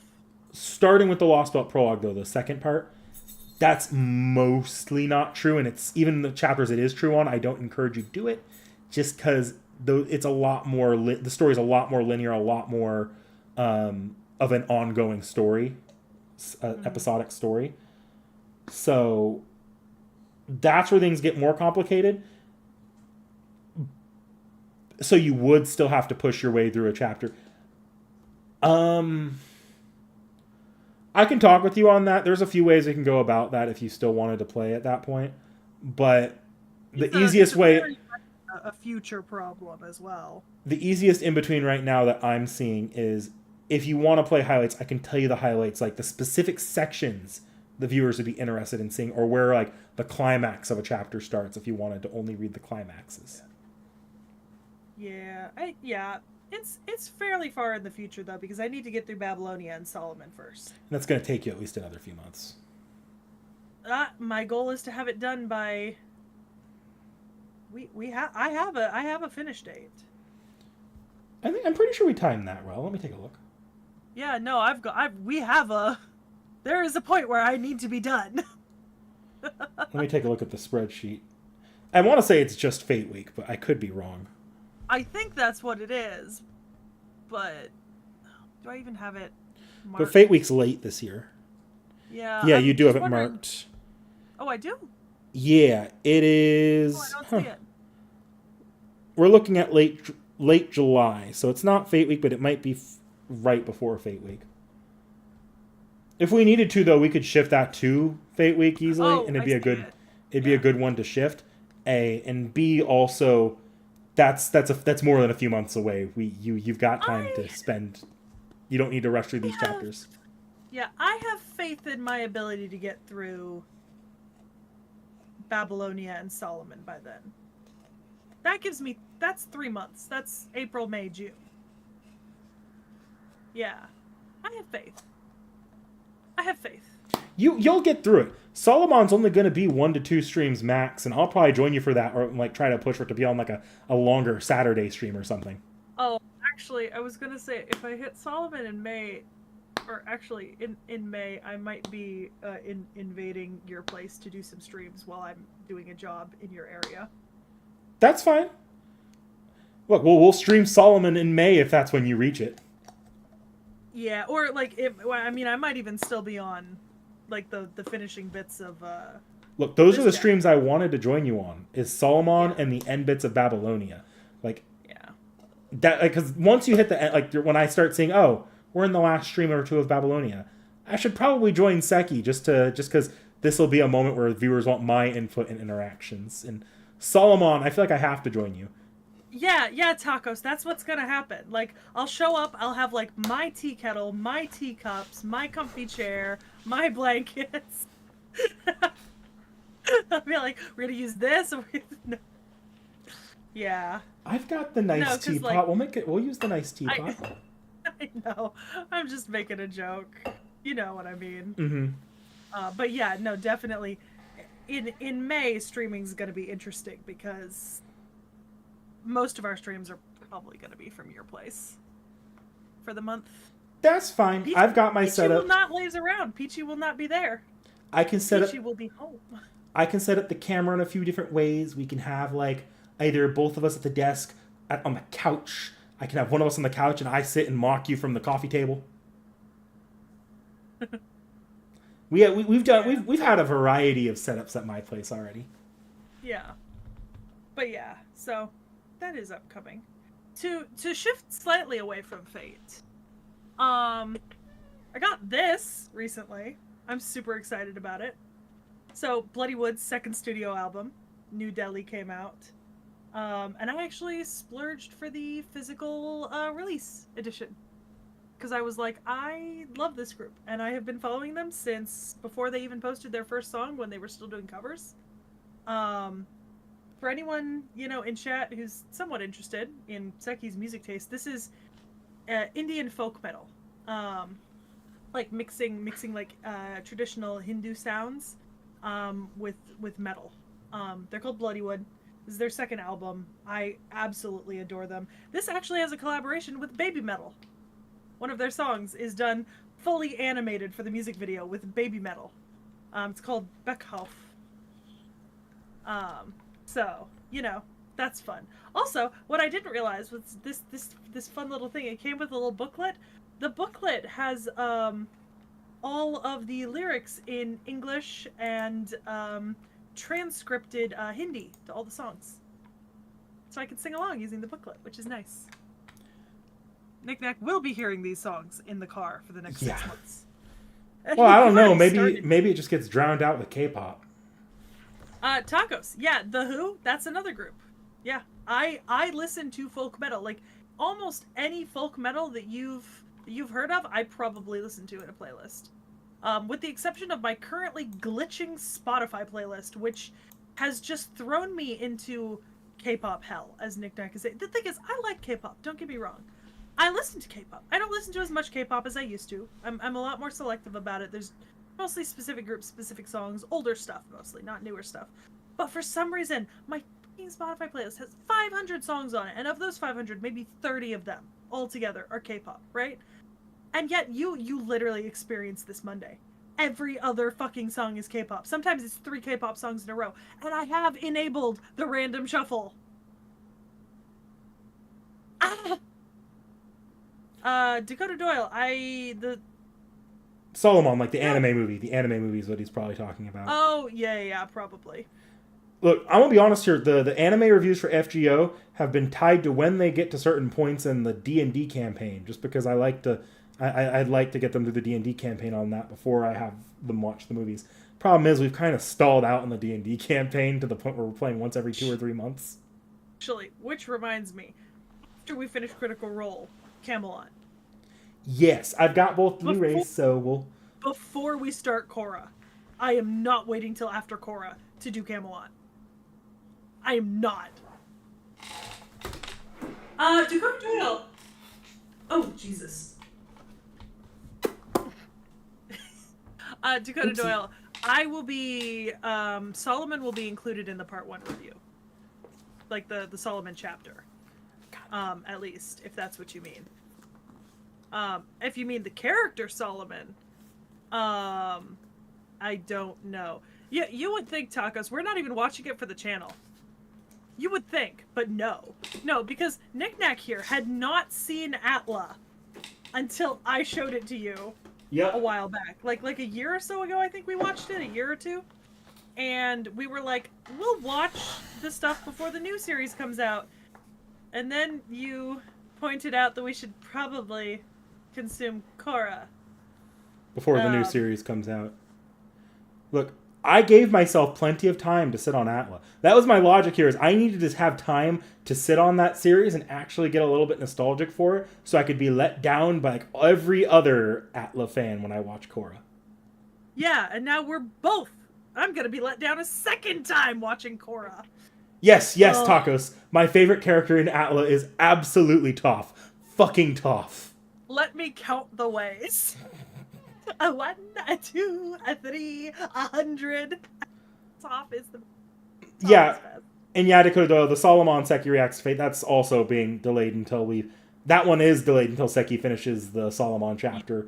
We've actually had that one on the schedule before, and I was like, oh, yeah, well I'm going to put it here for when they finish either the D&D campaign or Seki finishes FGO, and then we didn't hit that point. Mostly it was the D&D campaign, but that's its own story. This is not Seki's fault for the FGO campaign. On that note, I think we might have fucked up a little bit in the React schedule. What did we do? No, never mind. Never mind. I had a thought. I fixed my thought. I might know what you're talking about. Let me take a look myself. Tacos, in fact, I will say though, the best character in Atla is actually the Cabbage Man, and I'm very disappointed that you did not suggest them to begin with. Because nothing is more iconic than my cabbages! And the second best character in Atla is Sacred Tunnel! Sacred Tunnel! Those are the 2 best characters.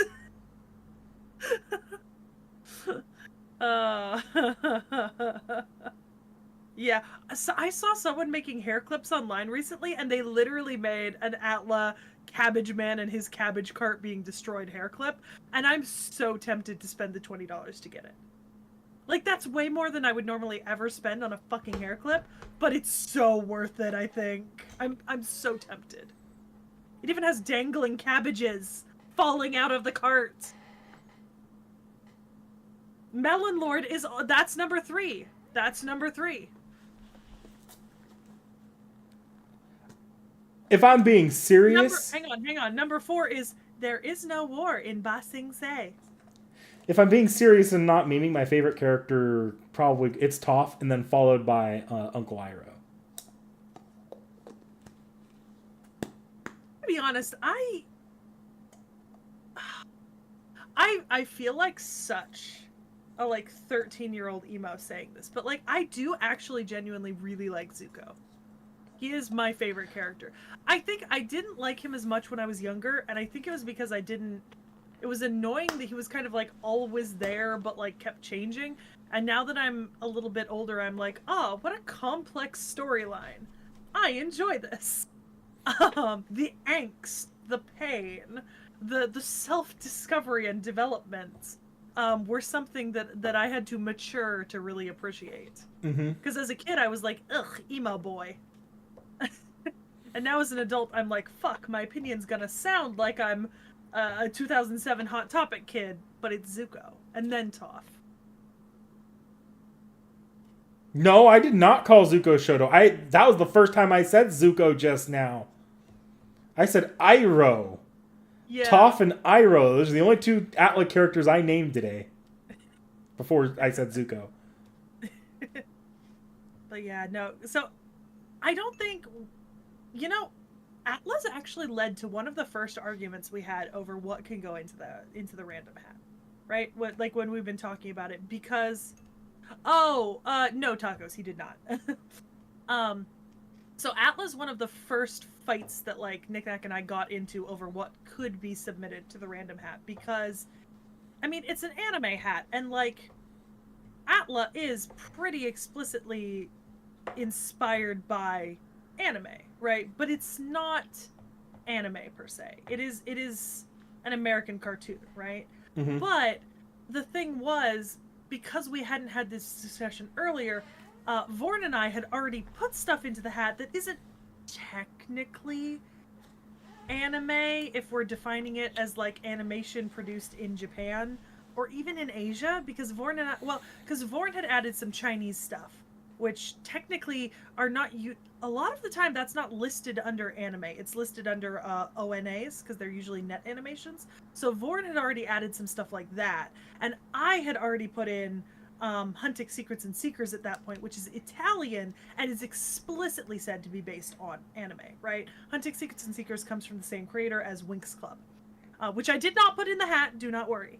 I'm not going to make you watch Winx Club. But I put Hunting Secrets and Seekers in because it has a much more anime vibe. And I remember at the time, I think we did have an argument about whether or not Atla should or could go in the hat. And eventually I think the decision was made that we didn't put it in the hat. It's not in the hat. And we've also kind of put a moratorium on any animation projects that don't come from Asian studios. Like I haven't added any more like weird Italian anime inspired stuff. We've only added like a few Chinese. I think a large part of that argument early on was just because we were still getting getting things going at the time, if that makes sense. So I think I was the one that was like we need to be a little bit more strict, if I remember right? Yeah, no, this was back in like 2021. Yeah. This was years and years ago. We haven't really revisited this discussion because we haven't needed to. As a matter of fact, none of the Chinese ONAs or even Hunting Secrets and Seekers have come out of the hat since then. There are, I think, 4 Chinese ONAs in the hat right now, and Hunting Secrets and Seekers, and none of them have come out of the hat. So it's just not been a problem, and we haven't added anymore. And then I watched Atla with you off channel technically, and so it didn't really seem necessary to put it back in the hat. It's also not really a chord show. I'd feel kind of bad putting in like 12 episodes of season 1 when it's easier to watch it by book, and each like book is like 20 something episodes. It doesn't. Yeah. Well, that's just the truth for a lot of anime we have to watch. Is not all of them were from the more recent seasonal structure. But I think now that I feel like we've figured out the channel's identity a lot more. I'm not as like we need to avoid non-Japanese animation. Like obviously I don't want to like go overboard, But like, if we for fun did SpongeBob like as the most radical possible example, I'd just laugh at it. I'd get a kick out of it. We'd do it, move on, and it wouldn't be that big a deal. Double checking. Say. Think. Going over here. Yeah, so Atla was produced by Nickelodeon Animation Studio Inc. Yeah. Like the original Atla series. I don't know about Korra, but Atla season 1, like Book of Water, says it was produced by Nickelodeon Animation Studios. It's an American animation studio owned by Paramount Global at the moment. Same studio that did SpongeBob and Fairly Odd Parents. Yeah. So. Yeah, it's not. I don't think it's the end of the world if we're a little bit more No. loose nowadays. No, absolutely not. It was just, at the time. Okay, so it does. 2 Korean studios provided production support for the animation, but only production support. So at the time, it was kind of like it didn't really fit with the whole thing. Tacos. Just as soon as we agree on what doesn't sound stupid, because.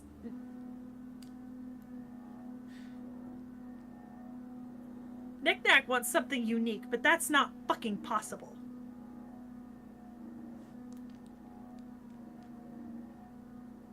I don't mean that vitriolically. But we had this discussion, and the thing is, like, we both see the need to rebrand because we're not really all about the anime podcast anymore. But what is, like, what does a rebrand look like has been a harder. It's what does Brexit look like? It's that discussion. What is Brexit? Yeah, because like we've filibustered on a new name. I mean, I gave you like 3 suggestions when we talked about it. You said you'd think about them and you never got back to me. And I bet you don't even remember them now. I definitely got back to you on your biggest one that you asked about. Yeah. And I did sit on that one and then like give you Yeah. a thought out response after sitting on it. Yeah. But like it's finding a unique name on YouTube is almost impossible. And the other thing is we don't know what content is. I think we don't know what content is going to look like in a year. Right? Like when I'm done with streaming FGO Part 1 and we don't have as many reacts to do, we're not stopping. But what are we going to be producing to fill the spaces? What new series do we want to show to you? We're trying new things. If I get off my ass, you might even see new things that aren't just Knick-Knack. I mean, like, if we're going just, like, not counting live streams, if we're going video for video, I'm pretty sure I'm the one that's on the channel the most at this point. Got those reviews on the side. Yeah. Whereas I think you've got only so far for personal videos, the only one you've put out is the 86 one video essay you did for class. Yeah, I think so. Yeah. Which is not to say that I don't want to put out other videos. No, it's in the grand scheme of like a lot of things happened, between 2022 and 2024. And I haven't really been in a state of not flux for like 2.5 years. Like something has always been happening, whether it's good or bad, but something big has always been happening. Or something that takes up a ton of time has always been happening for the last 2 years. So and I'm not, I cannot sacrifice 100% of my free time to try to plan things for the channel. It probably Because also I'll go nuts. Like I'll go fucking batty. It probably also helps in my where I'm at, just that I kind of lucked out that Fate took off as much as it did for our channel, if Fate didn't take off, I don't know I would have the frequency of videos on this channel that we do now. Or from me now. Like, even once Fair. every few months, Knick-Knack video. That's the only Fair. reason I'm doing so many personal videos, because it is a series I love already. Also, tacos. Probably actually by the end of the year. I don't know what Vorn content looks like, but at least Vorn live streams are pretty likely. Because Vorn does want to do more things on the channel, but Vorn is still in university, and he's got, like, his classes take up a lot of his time. And unlike me, Vorn is a sensible human being who doesn't feel like cannonballing himself into 8 academic classes totaling up to 4 units over the maximum that I needed permission slips for, that included 3 senior seminars and 3 labs during the same semester, and then also doing channel content. Vorn is being intelligent with his attention to school and use of time. And I admire him for that, because I did not have restraint, and there was an entire semester when it was more likely to find me sobbing in the library than to find me at home. You should have told me. My mother has a friend that works at Sac State that she told. Apparently, she offered my mother to pull me out of the bushes if I was crying in there. If you told me, I would have had them go get you. Bruh. I shit you not. The girls and I spent an entire semester where we would go to our morning classes, right?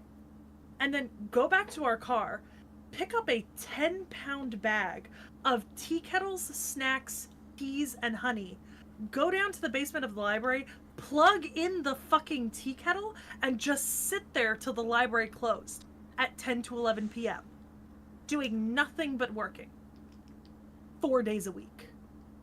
Sometimes 5.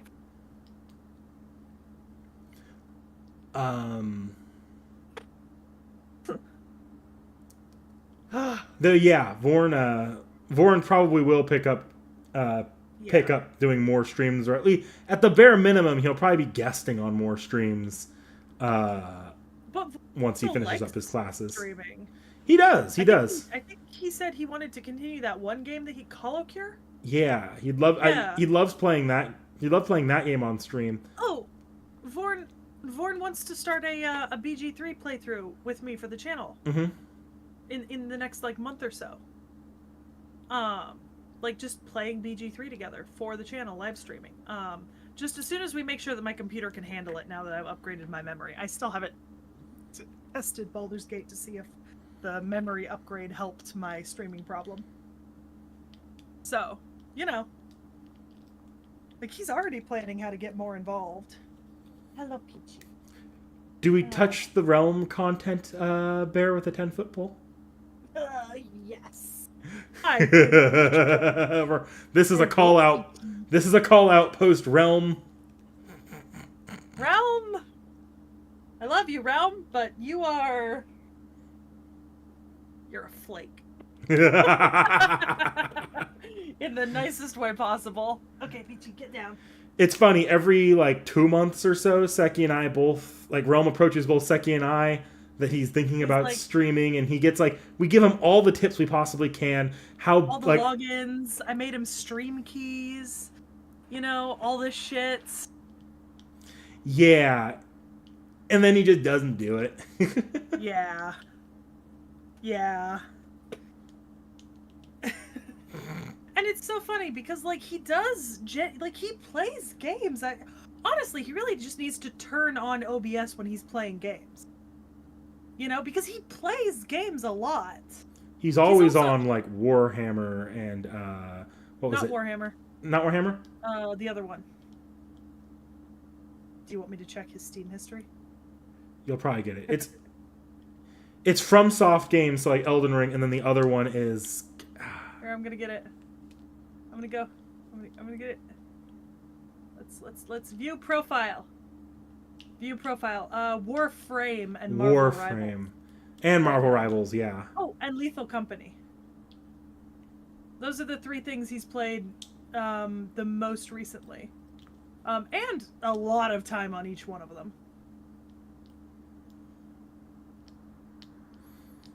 like, boy needs to just turn on his stream. Like, he's got a PC that can do it. He just needs to turn on his streaming setup. Yeah. Like genuinely, he just needs to. It's not. It wouldn't be hard.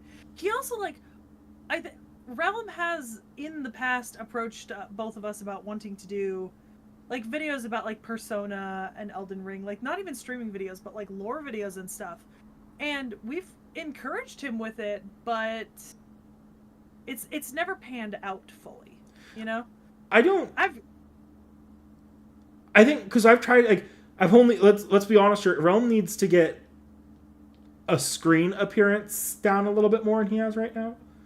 Because right now he's mostly on audio. He rarely appears video for the channel, and he's done a. Did you ever post those off the shelves you recorded with him?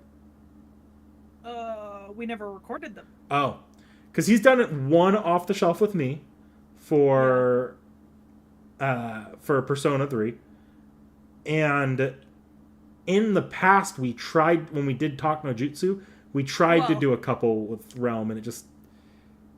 Yeah, there's a series of, at the moment, 3 as yet never before seen or heard off the shelves that were supposed to be off the shelves after dark, and they were about R-rated manga, like yaoi and like other like just fun stuff that I find and I collect because I read that kind of stuff. Mm-hmm. You can see it displayed right here. This is my yaoi shelf.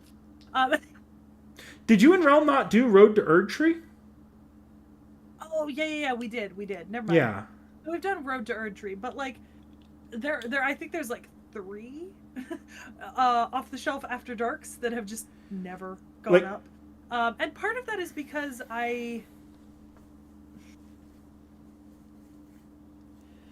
think Realm's just not used to being on camera consistently.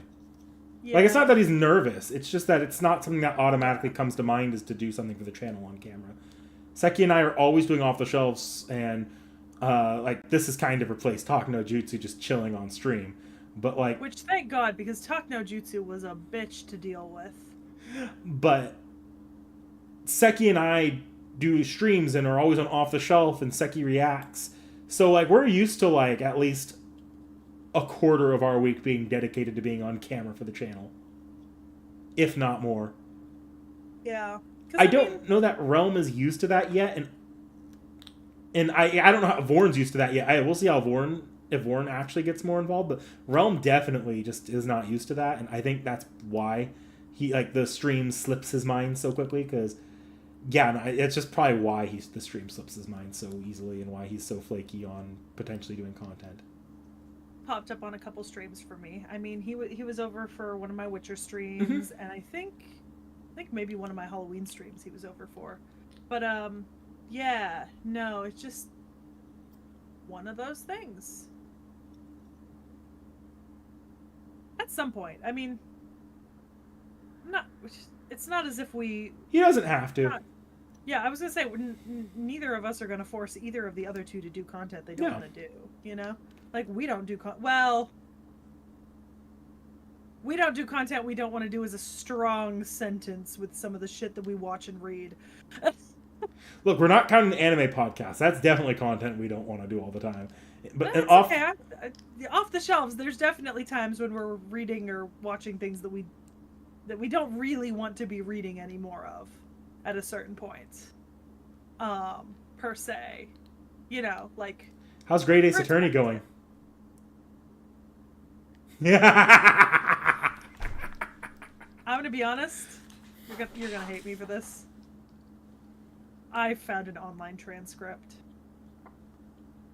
I've been reading it like that. It's so much easier. Yeah, I'm gonna hate you for that. I know. I couldn't do it. Without being on stream, I had virtually no ability to focus on it as a game to play. Like, it was so hard to maintain any level of focus dedicated to it without being extremely irritated. I'm just gonna cut this off here, not Fair, because I'm not interested in hearing you say that, but because we need to get that video recorded, and this is a conversation and scolding best saved for that recording. Yeah. I feel bad, but at the same time, I don't feel bad. So we'll talk about that later. That video is actually coming up relatively soon, guys. So don't worry about that. You're not going to be waiting like 4 months for it. In fact, I don't even think you're going to be waiting 2 weeks for it.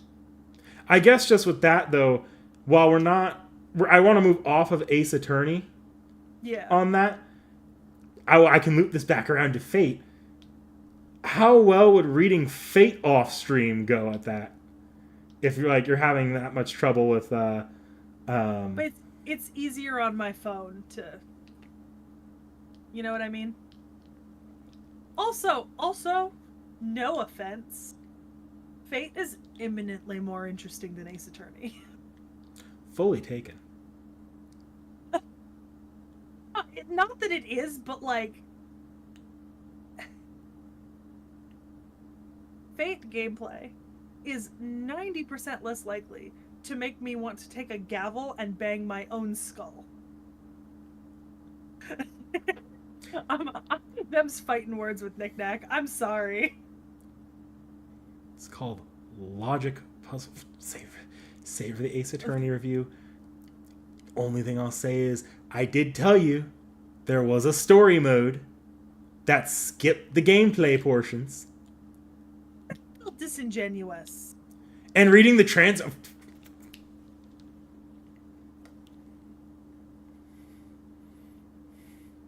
Here. Next I'll make week. you a deal. Next week. I'll make you a deal. I'll try story mode tomorrow. Well, if you've already gone your way through transcripts, I don't want to make you reread the section and then be miserable rereading it. It's fine. I'll try story mode tomorrow, and then we can talk about it during our recording for it. Yeah. But yeah, no, it's yeah. I think there's other things. It's, you know.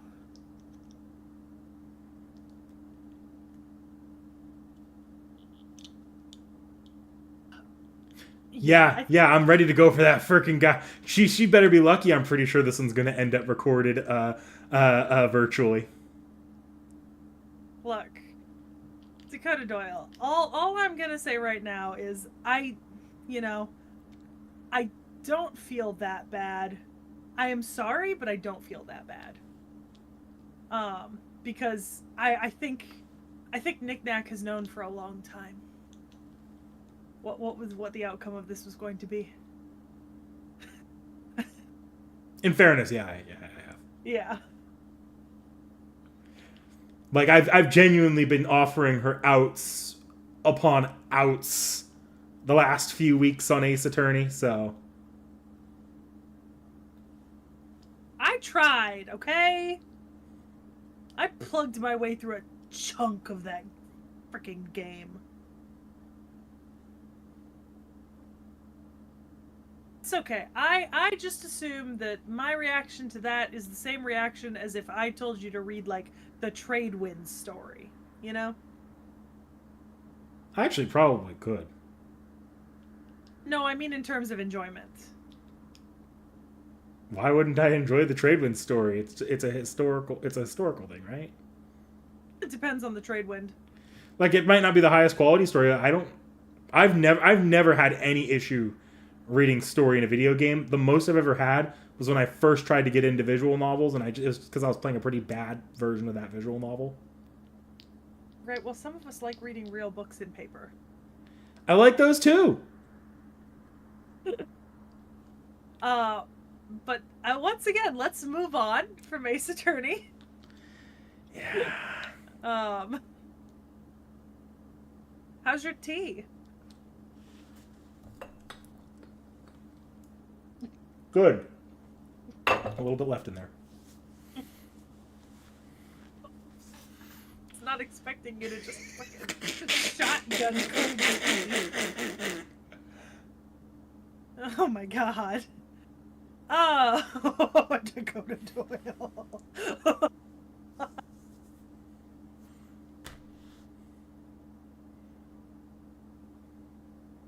So, by the way, remember I told you about that rumor about Oda saying in like an interview or something that One Piece was going to end in October 2026? Yes.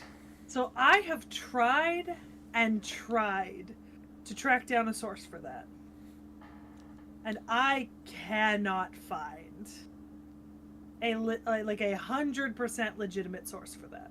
You see, you need to go. You need to find the best source. That one guy's uncle that works at Shonen Jump. Yeah, but yeah, no, I don't know. You know what's really funny is that so obviously Nick Nack is doing me a big solid by reading One Piece, which is very nice of him. Cece, who's been on episodes a few times, has also been reading One Piece. It's funny too seeing like the rate that both of you are going, because Cece is far ahead of you, which is not a condemnation. Cece's got a lot more time and doesn't have to read other stuff for the channel and doesn't stream. But it's absolutely wild because Cece is basically falling down exactly where I expected most people to, right? Like, she's enjoying the arcs I expected people to enjoy, disliking the arcs I expected her to dislike. And for the most part so far, you are too.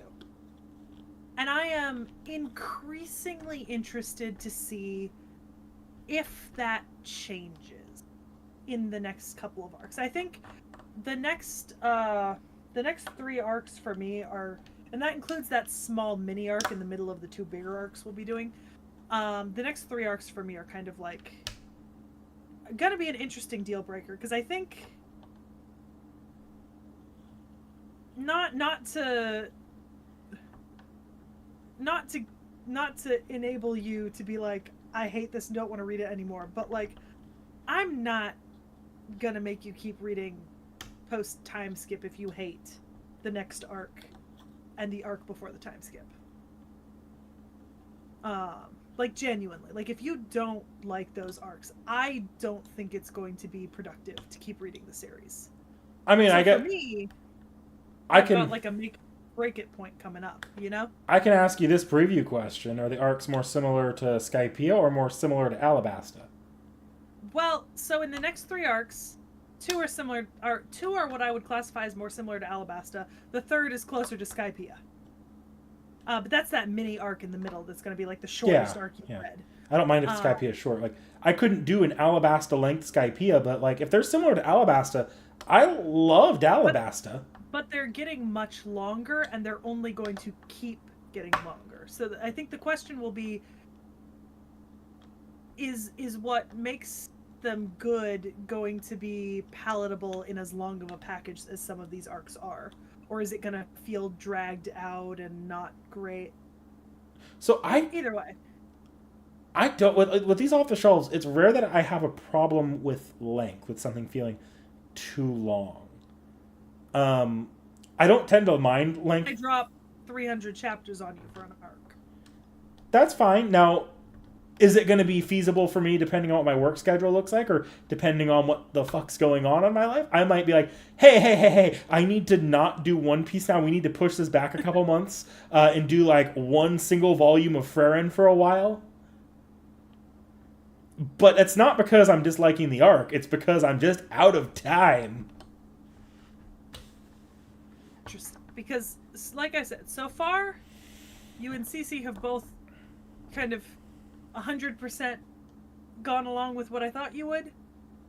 But I think there's going to be an interesting point coming up where I'm curious to see if you continue to go along what I think your opinions will be, or if you surprise me. Because you have surprised me before in a lot of different series. Cianati and Freren is in the hat. Yes.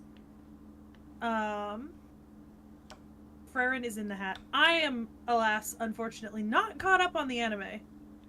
I'm not either, and it's a great anime. I have no problem with the anime. Yeah. The problem, it's just that I was busy when it was airing. Yeah. I watched most of the season, but I dropped it because I knew the story, and I was like, I like the manga a lot. I like the anime is good. I can safely say the anime is a recommend all around.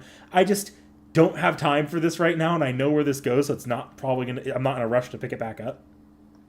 Which, by the way, Knick-Knack now has Frerin Volume 12. And Frerin Volume 12, have you started it? No, I have not. I plan to try reading it tomorrow if I have time before we do our recordings. Because if I can get it Okay. if I can get it done tomorrow, we can record it tomorrow. But Okay.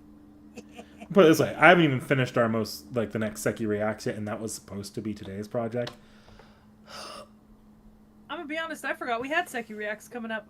We haven't figured out a recording date for that. We never set one, but it needs to get set. So we'll set yeah, that you can off share 'em on stream. Discord. We'll Yeah, Tacos, you can share them on Discord. Maybe put them in the anime spoiler chat, just in case. yeah. Doesn't have to go in FGO spoiler chat, obviously, because it's Frerin, but maybe put them in the anime spoiler chat. Dakota, I watched the first Machi. season. Which one's Don Machi? Is it wrong to pick up girls in a dungeon? I watched the first episode. I watched the first season. I thought it was only okay, mediocre at worst. I didn't like the first episode, so I stopped watching it. To be fair, I will make the caveat. I watched the first episode of Don Machi, I think around when we watched the first Overlord season. So. I mean, it's definitely not up to your taste. I could see that from a mile away. Like, I don't expect, if that ever comes around, I don't expect you to enjoy it, but, like, it is far from the most offensive thing I've ever seen in anime. And it's far from being good. You know what I suggested to someone randomly recently? How heavy are the dumbbells you lift? When I got muscle. How heavy are the dumbbells you lift is the first anime that a non-club member ever put into the hat. It's never come out of that. We've never had a non-club member submission come out of the hat, technically. But it was the first to go into the hat. In fairness, we kind of slowed down on bringing the non-club members into the episodes. Yeah. I think My Hero Academia's episode and the chaoticness of it all broke you. It is manageable to manage 4 people. It is not manageable to manage 6 people at times. That was only 5 people. Was it only 5? We had a recording where it was 6. What did we record with 6 people for? Because I know we had both. Because Realm didn't make it for Hero Aka. Oh, was it 5 without Realm with Yeah. Bakage and CC? Yeah, that would be. I think the problem with that is, and this is gonna sound so bad, right? But the 4 of us, right? The normal us regulars, right? We have experience managing one another. And none of us have as much experience managing is a bad word, but like monitoring You other can people when they come in. You can almost predict at this, like, you're good at this point at predicting when I have spicy takes on an anime and I don't want to fuck with the rest of the discussion. Yeah. And like vice versa.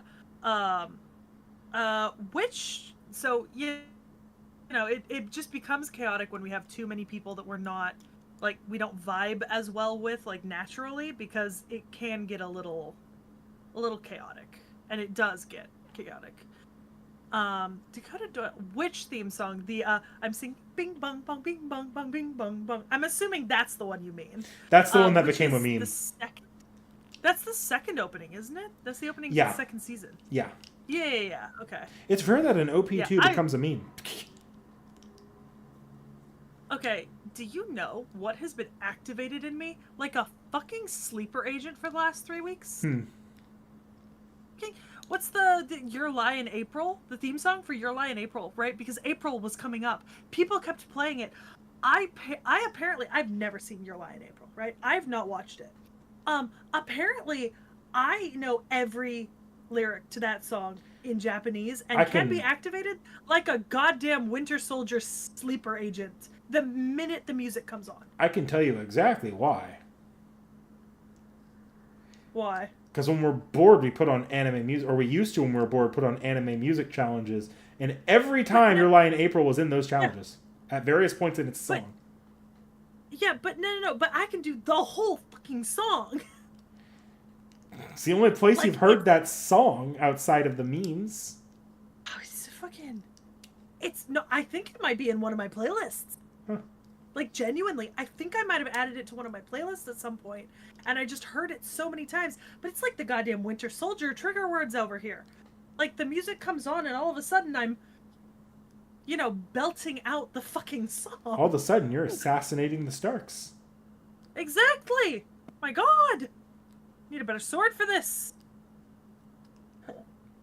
I was going for Tony. Now I did have Sansa and Arya and the See, you said the Starks, right? And I took that to mean the family, not Stark. Because they're also Stark, the family. Stark. Yeah, but there's only one Stark. There's 3 of them. It's just Tony. His dad's an important character in Tony's life. Fuck off with his dad. That was a major part of Iron Man 2. And Civil War. Man 2 is not good. That I'll give you. But there's a bird. There's a bird. The bird is great. Yeah, but Iron Man 2 is not good. If you say Starks plural, I think of House Stark. If you say Stark singular, I think of Tony Stark. I'm actually kind of mad because you brought up House Stark before I could. I was gonna extend the joke and drag it out too long by talking about the Starks. If you hadn't corrected me, everyone in the comments would have assumed that you just made a clever multi-fandom joke. I mean, I did, and then you only thought about the one fandom. Starks plural. Tony Stark does not have family in Iron Man 1. Yeah, but the entire plot of Civil War, the entire end conflict, is that Bucky killed Tony's Off parents. with Civil War. You and I both know that I do not like Civil War. Both and neither, apparently, Tacos. He said Starks, and I took that to mean the Stark family from Game of Thrones, which we have both watched, and apparently he meant Tony Stark, the singular. Next time I'll say the Stanks, okay? Next time I'll say the Stanks. That's not gonna help. Should have said Tony.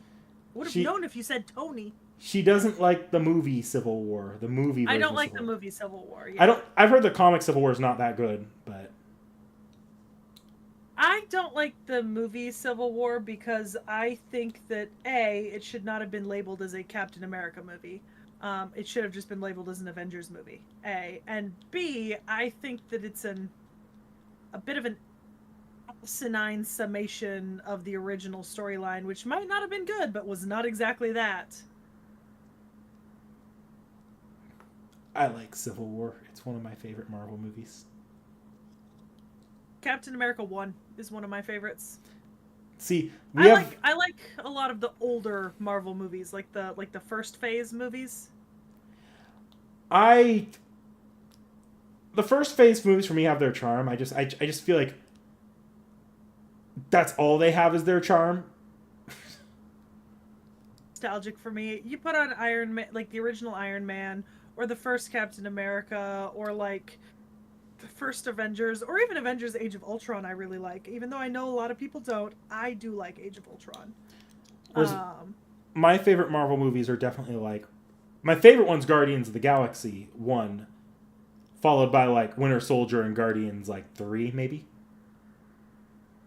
And my favorites are definitely Captain America 1 and Iron Man 1 are up there in my favorites. So, yes, Tacos, it technically was. It was in phase 2. I was saying that is one of the earlier movies though that I like, even though I know other people don't like them. I mean, yeah, Tacos, season 8 was a shit show. Nick Nack and I literally watched season 8 together. Yeah. Episode by episode. It was awful. There was literally, I think it was episode 3, we couldn't see what was happening. We turned off the lights in my fucking living room, and we turned up the brightness on the TV, and we still couldn't see what was fucking happening. Have you ever heard of the suspension of disbelief in fantasy? fucking episode designers. Like, there's a reason why you can see what's happening at the Battle of Helm's fucking Deep in Lord of the Rings. Yes, there are no stage lights in the middle of a fantasy battle taking place at night. Do I care? Suspension of disbelief willingly. I will say though, like for all our Marvel talk, neither Guardians nor Captain America: Winter Soldier have anything on the Daredevil Netflix series for me. So that is one of my favorite pieces of media. Period. Look, I like what I've seen of the original. Like a lot of what I've seen of the original Daredevil series, I like. I liked season 1. I like some of the villains.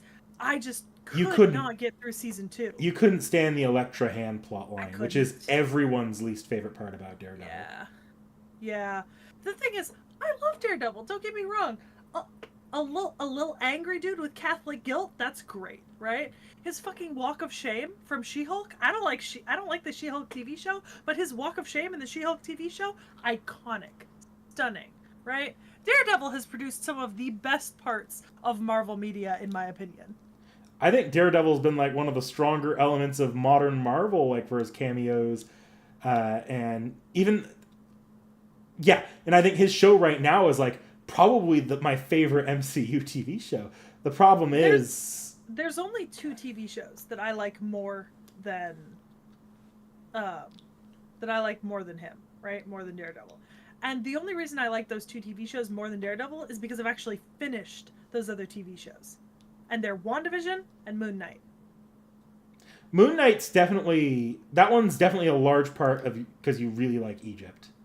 Yeah. And like it's very focused on Egyptian mythology and pays a lot of service to it. I've actually heard that the Moon Knight fandom, and I don't know much about this, so don't argue with me here.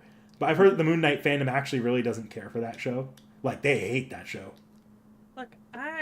Look, come at me. I will take my love of Mommy Amat and Daddy Khonshu to the grave from that show. I will fight in the mud pit for that show being actually really fun to watch. I was talking to Seki recently about Daredevil. I was like, look, no one likes the hand, no one likes the Elektra plotline. All you need to do is watch Daredevil season 1 and just read a recap of season 2 in Defenders, and then just jump straight to season 3. Season 3 is like peak television. Deserves to be on a fucking cinema. It is like far and away, in my opinion, the best piece of superhero media. I will glaze it all day. I do want to watch it. Just read the summary of season 2.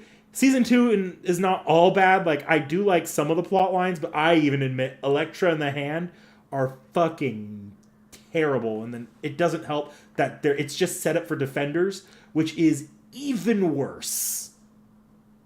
Problem is, and this is something that like not a lot of viewers are probably aware of, but I watch TV in like 3 ways, right?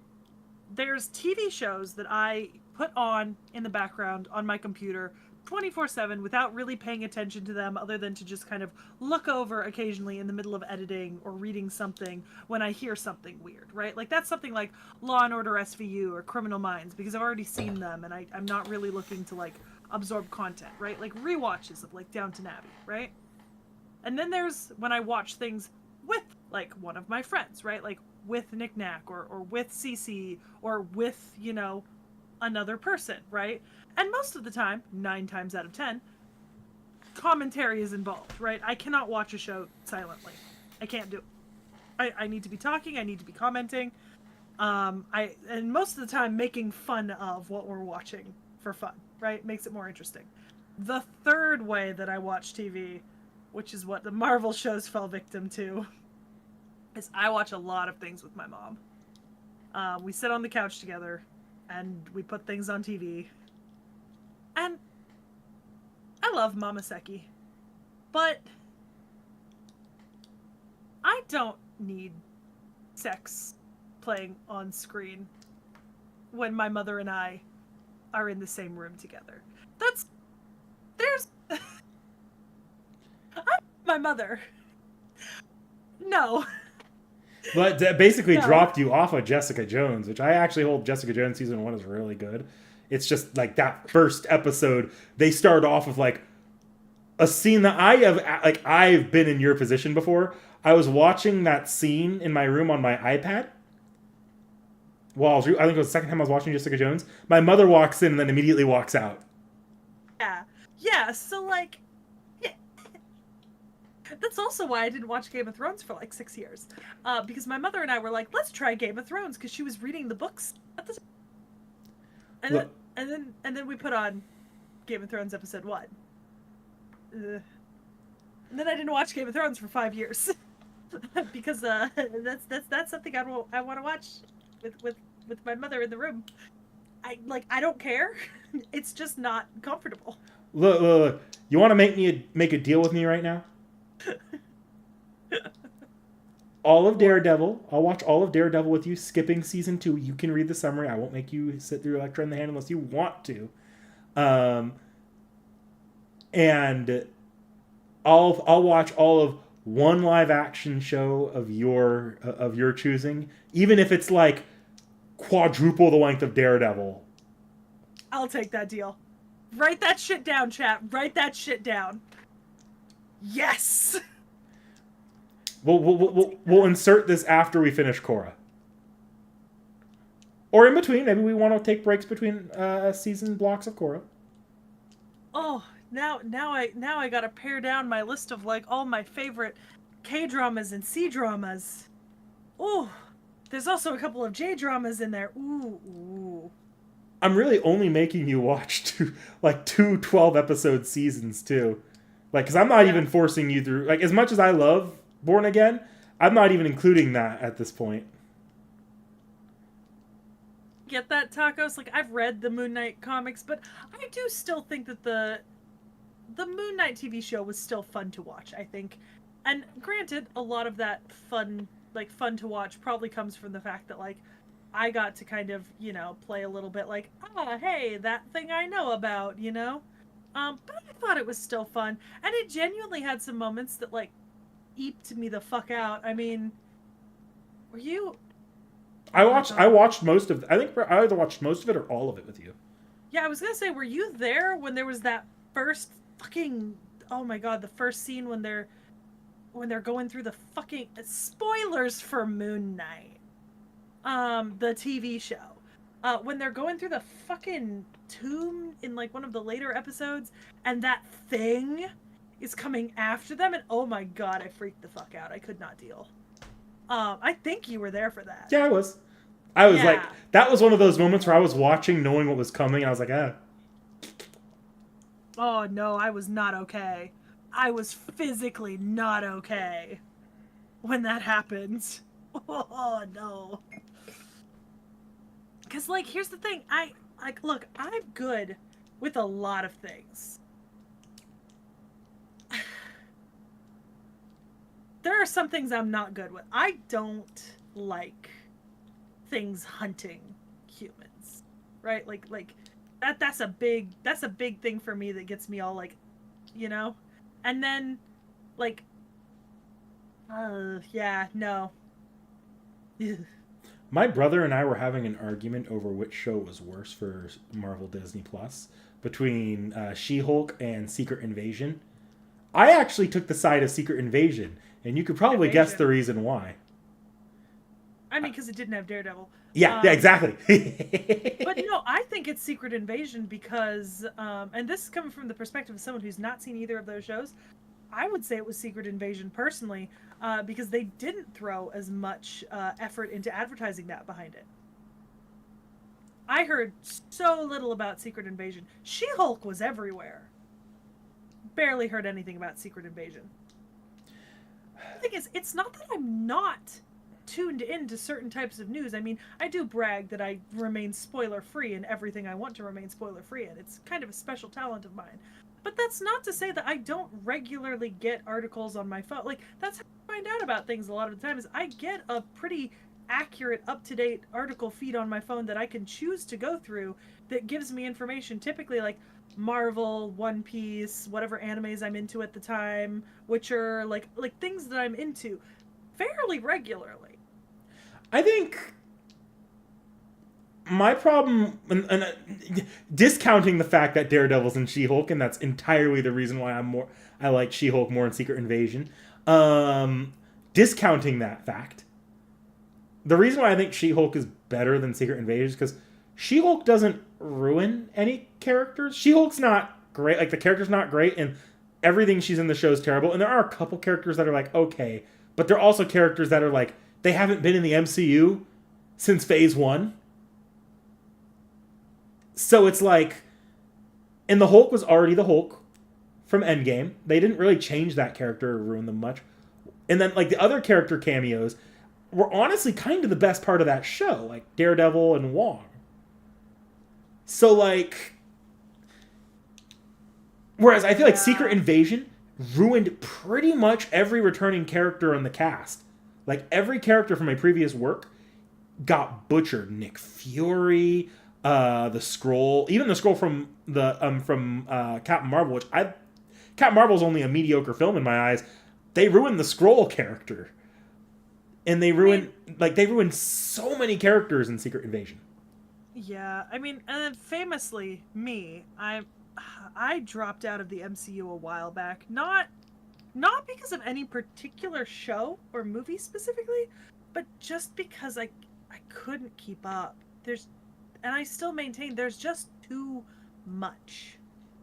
And there was always something coming out, either a movie or a TV show, and the minute one finished, another one picked up, and it was just bombarding me constantly.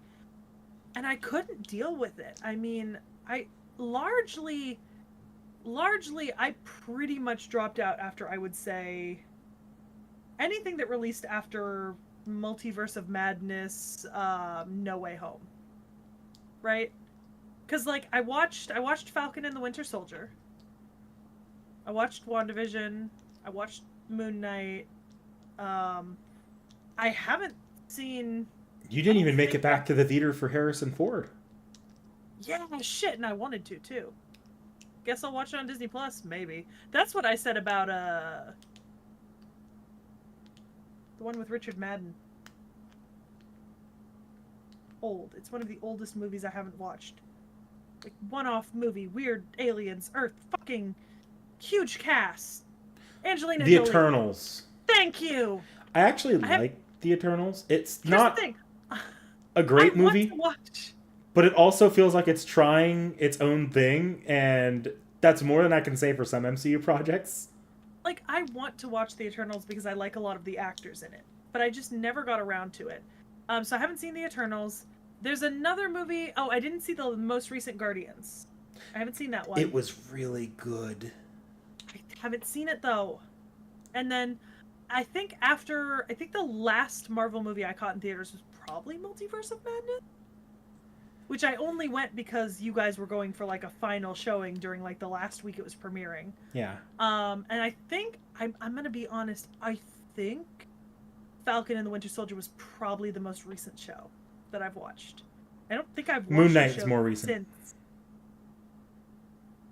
But I watched Moon Knight first, before Falcon and Winter Soldier, because I didn't watch Falcon and Winter Soldier when it was coming out. Fun fact, I did actually want to watch Cat 4, and I do want to watch the Thunderbolts. I just will probably wait till they're on streaming.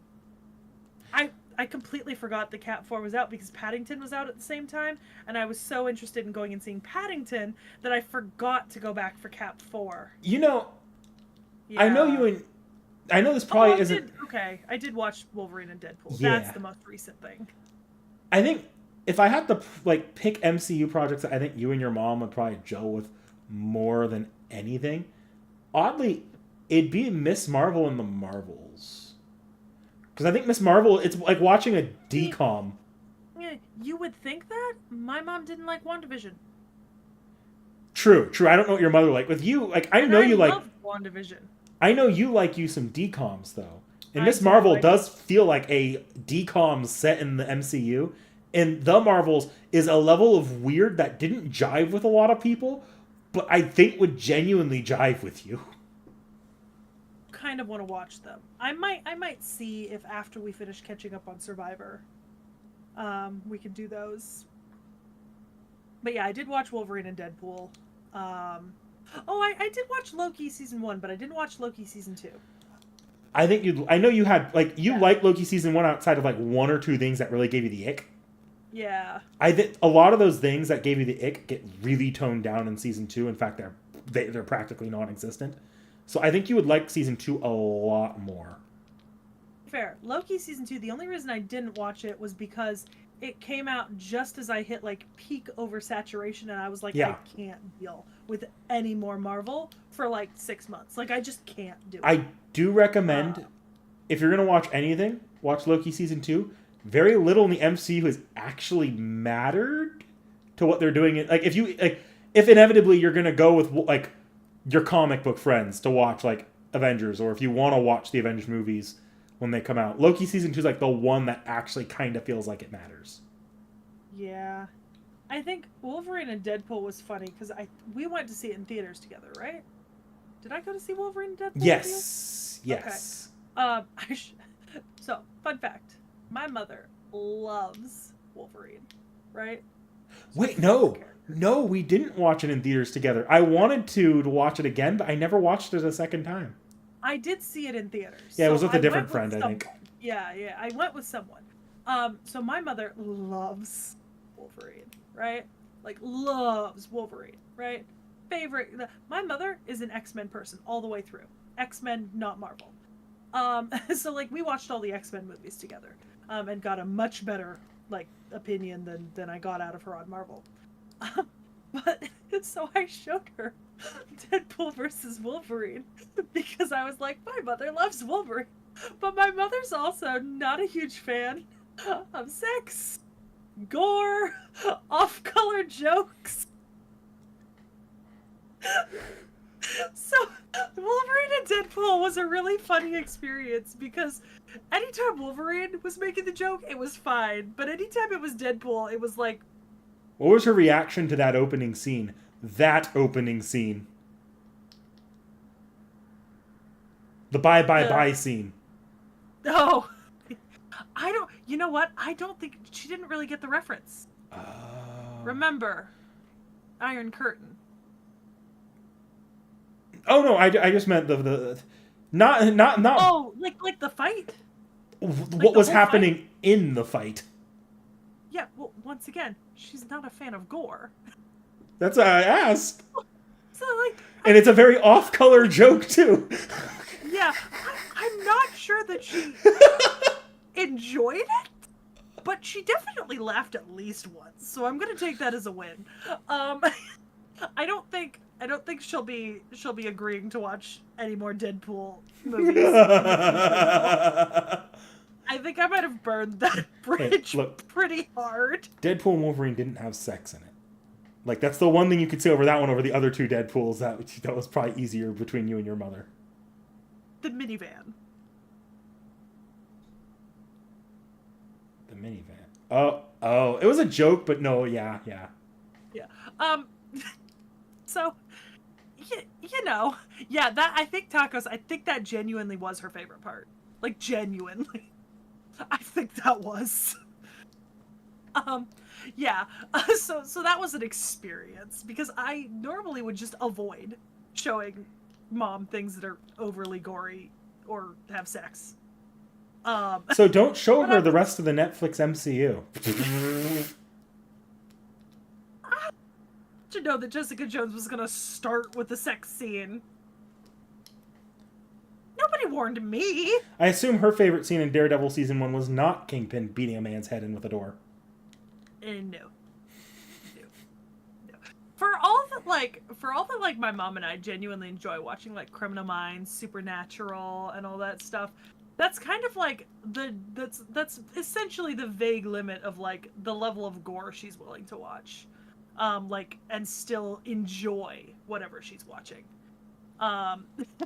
So, yeah, I don't know.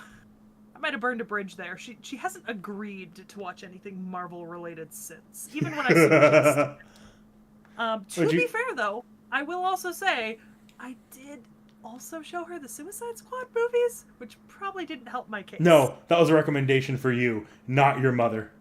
Honestly, though, if you look like, because The thing is, I didn't know. the second one, like the first one's mediocre. The second one's really good, but yeah, knowing with what I'm hearing about your mother's taste, no. You know what's another show you should watch if you watch that Suicide Squad movie? Not with your mother. Definitely not with your mother. Peacemaker. Peacemaker's. It's kind of like Look, it's good. look. Here's the thing. Here's the thing. I need you to know, Nick Nack. I also went into Suicide Squad not knowing what was gonna happen. So like, this was not just a shock for my mother, but it was in fact a shock for me as well. Because once again, I do have this amazing ability to never be spoiled for things, which backfires. Okay, but I feel like I don't know what to expect. I feel like there's a level of you that can at least appreciate the morbidly hilarious. Yeah, I do. Conversely, my mother loves Guardians of the Galaxy. Absolutely adores it. Thinks the soundtrack is like one of the best she's ever heard. Like loves those movies. Watch the third Which one is with why her. I'm disappointed we haven't seen the third one yet. Yeah.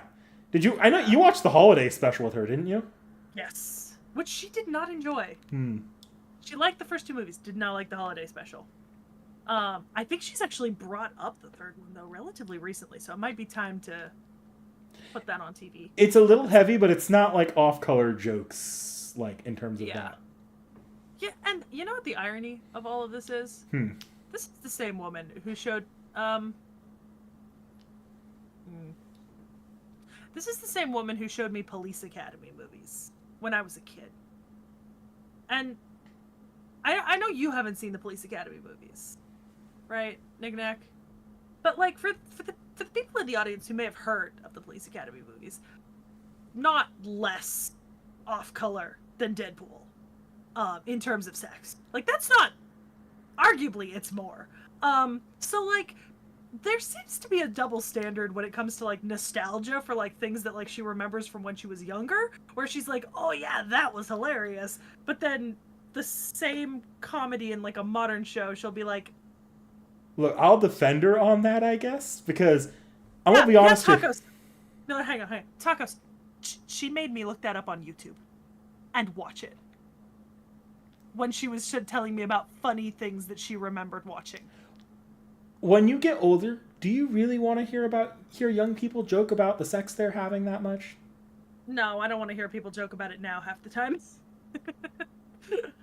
I mean, granted, I eventually did get her to watch more Game of Thrones, and I mean, once again, her opinion improves once they're not having sex every 5 seconds. So, you know, which my opinion of Game of Thrones also improves once they're not having sex every 5 seconds. Nice, Dakota. Yeah, okay. Congratulations, Seki. You waited so long on Lilim Harlot, you no longer have to worry about time gates. I saw the epilogue release. Yeah. But yeah, no, it's just absolutely wild. I don't know. And there's certain things like, you know, when it comes to something like, you know, like a show like Bridgerton, for example. One of my friends had me watch Bridgerton, right? In the context of watching Bridgerton, I watched it with the explicit agreement with my friend that I was going to sit there and keep up a running commentary, right, about this show and all the stupid shit and like the stuff that I disliked. Do you know what I mean? Because it's like, Bridgerton it's fine, but like it's a lot funnier if you're like, you know. There's a lot of shows that are a lot funnier if you just don't Yeah. take them seriously. Yeah. So, you know, it's ironic too that I can't, like, I struggle to like push myself through like a Marvel series that's like 8 episodes, but like I'm currently like 12 seasons into Law and Order SVU, and I actually just started that this last summer. I'd never seen it before. Started it while I was in Greece, and now I'm like 12 seasons in. That was not the show I was going to bring up. That makes it so ironic. What were you gonna bring up? How many episodes of One Piece are there now? But I've been watching One Piece for years and years. You know? I think with something like Law and Order, though, Law and Order is a procedural. You can generally gauge what's happening just by getting a vague sense of the plot. You don't really need to pay attention. Yeah. If you know one episode, you know most of them. That's just how procedurals work. Fair. Let me contest that with a different thing. 3 months ago, I watched all 40 episodes of the live-action Chinese drama of Call the Avatar. Every episode's an hour. Look, and I'm also not going to say that Yeah. live action Marvel is necessarily that great most of the time.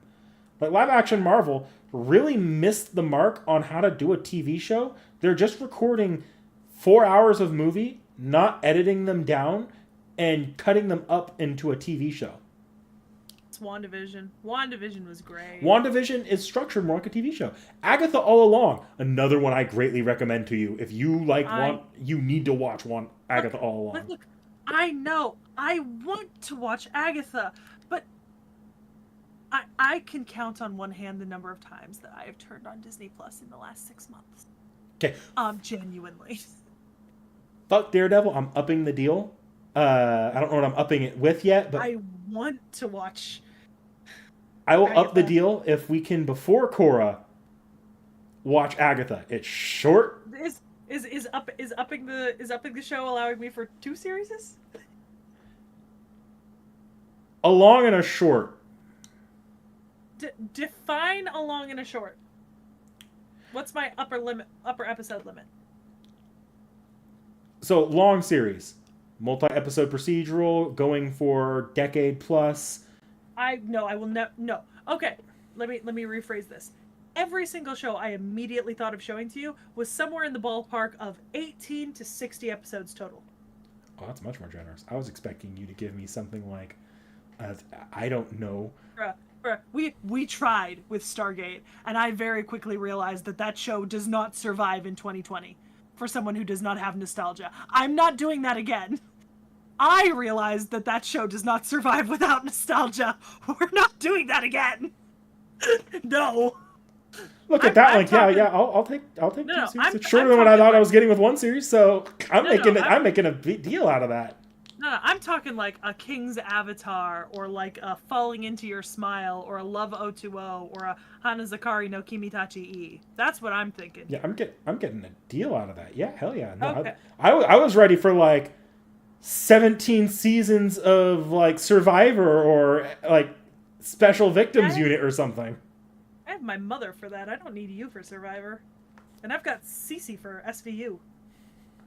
Also, SVU does not age well. As someone who is watching SVU for the first time in the year of our Lord 2025, there are words that the characters regularly use.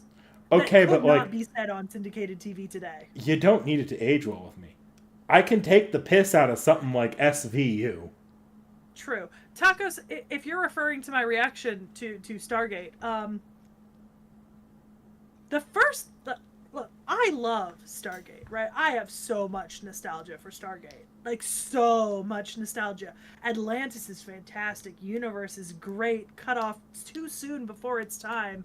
Trying to show Nick Nack just the first season of Stargate, I think we only got through like 8 episodes, like, genuinely made me question my ability to watch that show as a human being and still feel good about myself as an anthropologist, because holy shit, the first season is so problematic. But it's also from 1997 and it's a military procedural, so like, I have nostalgia for it.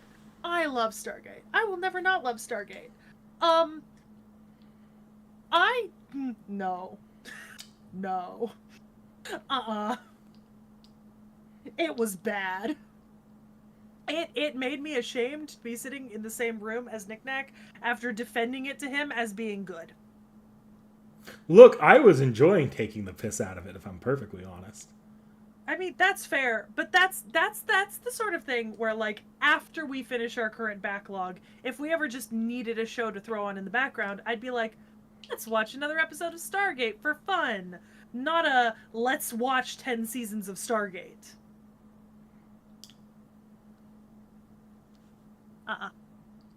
I wish... It's not even about you, it's about me. I can't. I wish my Didn't Age Well series were that entertaining to watch, because at least I can constantly joke about Stargate during the episode. Imagine me showing you, like...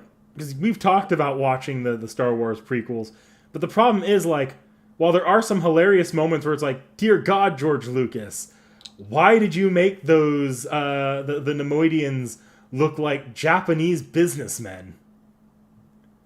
There, for all of those moments where it's kind of hilarious to mock it, there's also Yeah. like an hour of some of the most accurate like portrayals of politics I've ever seen. A bunch of old men talking in monotone voices, proposing policy, which Yeah. great, it's accurate.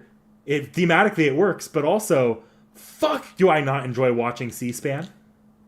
Yeah, whereas, like, for example, in Stargate, to go through, like, a particular episode, I remember there was an episode, they get sent to this planet where they drop down on a group of humans that were placed there by the Goa'uld, right?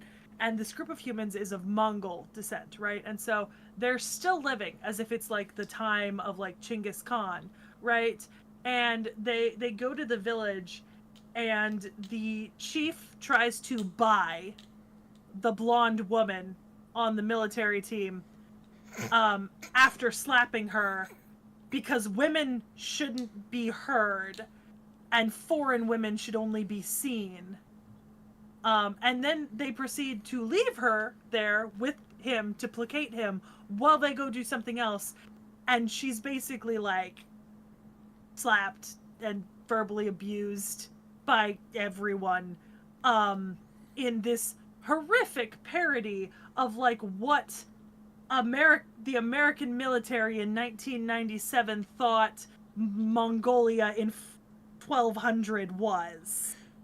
I wanted to make an off-color joke so bad there, but I realized if I made an off-color sexist joke 2 tea time chats in a row, I'd start getting weird looks. Yeah, you would. But yeah, no, and the thing is, they stopped doing that at a certain point. But like those first couple seasons, like the first 2 seasons, do have that happen more than infrequently. It's not an infrequent issue when it happens. And like, yeah, it's funny to laugh about, but it also feels a little icky to watch. Nah, Just a little. I think humor is a great coping mechanism for how fucked up things.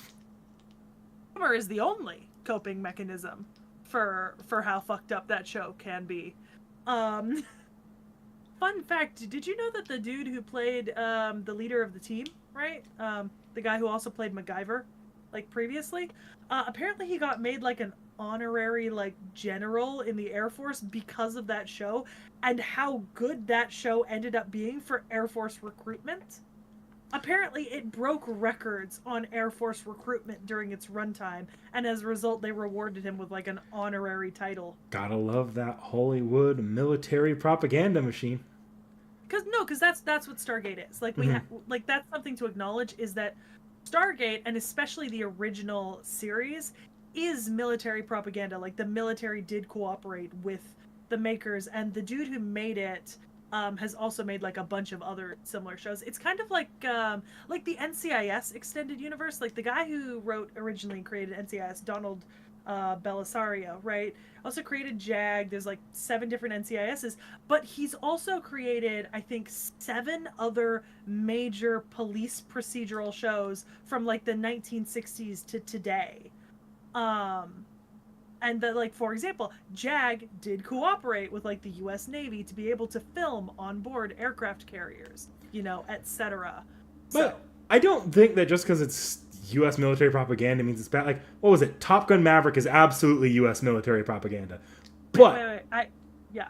Okay, go. And then I have something. And like as another example here, like on the opposite end of that, there's this, I don't remember the name of it off the top of my head. There's this Chinese cartoon, really, really good, but it's also very much Chinese military propaganda. And okay, sorry, you weren't done. Keep going. I don't think it diminishes that these are really good works, but you do have to watch them. If you're going to watch them, you have to watch it with an understanding that this is propaganda that you're consuming. You need to still keep a critical mind even as you're following the story. Okay, so I have a slight addendum to our earlier deal about Agatha and Daredevil, right? can I occasionally? I'm not gonna make you watch every episode. Can I occasionally also show you episodes of JAG? Sure. Okay. Do you know what JAG is? It's Air Force. Naval lawyers. Oh hell yeah! No, I'm all for that. Legal drama. Lawyers. Legal Yes. drama. U.S. military propaganda. Fuck Yes. yeah, I'm in. Yes, it's the prequel show to NCIS. NCIS literally spun off of it.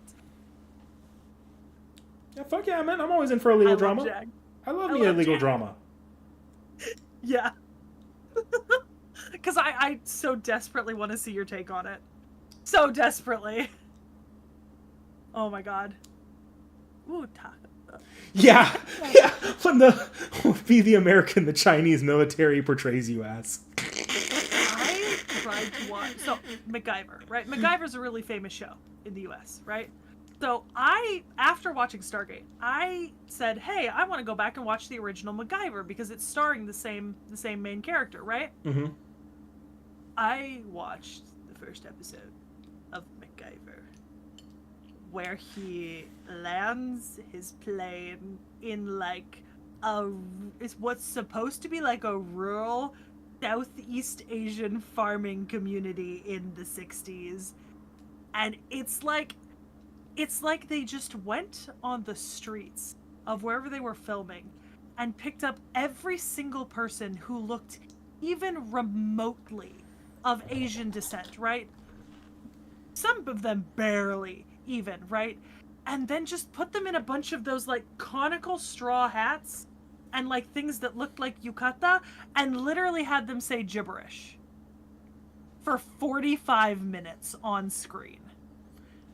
Hang on, Dakota Doyle. God. I actually follow that person on. I think I follow that person that made that meme. Yeah, tacos. It was. I genuinely didn't even continue watching. I was just like, you know what? I know the vibe of this show. Like, I know what MacGyver is, and there is a modern MacGyver show that was made like much later. And I was like, you know what? I don't need to watch. I don't need to watch this. I don't need to put this in my viewing history. I don't need this to be on my resume of things I have watched. MacGyver is not the thing, and it is not the time or place. But also, that's sad. Yeah. FGO. Pity There's a reason why I never talk about pity when I'm going over and teaching you FGO stuff. Technically, if you want a servant, just save to 900 quartz.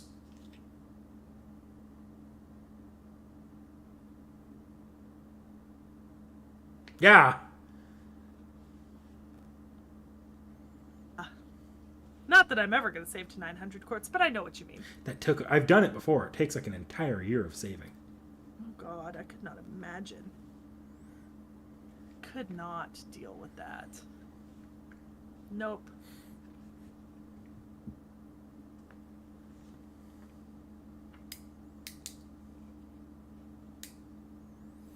All right, guys. Well, I think we're starting to push close to 3 hours. Seki, have any last things you wanted to bring up before we go? Think so. Yeah, it was fun. We talked about fun stuff. Any channel updates that we should go over before we leave? Friday morning, Witcher stream, 9 a.m. Yeah.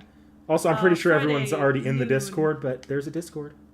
Yeah, Friday, noon, new Seki Reacts, I think, this week? I think. Could be wrong. but I Yes, think so. yes, it is Yeah. a new Seki Reacts. Yeah.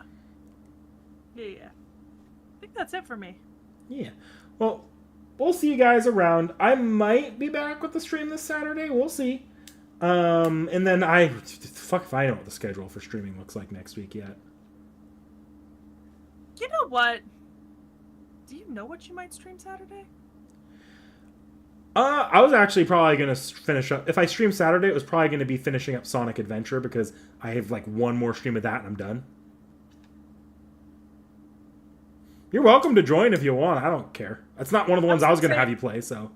I was gonna say if you didn't have a plan, maybe if we could get Minecraft working, but never mind. Yeah, if you want to try getting Minecraft working, we can try. Yeah. Look, this is not a hard stream. This is I'm streaming Saturday if I'm fucking bored and doing nothing. Tacos, in the Discord, tell us who you hit pity for. Do it. I want to know. I need to know. I've hit pity a couple times, but I don't want to talk about it. And I want to know, though. And on that note, I do need to get going. Yeah. Because it is 11 p.m. at night. All right, guys. Well, we'll see you around. Have a good one. Bye, guys.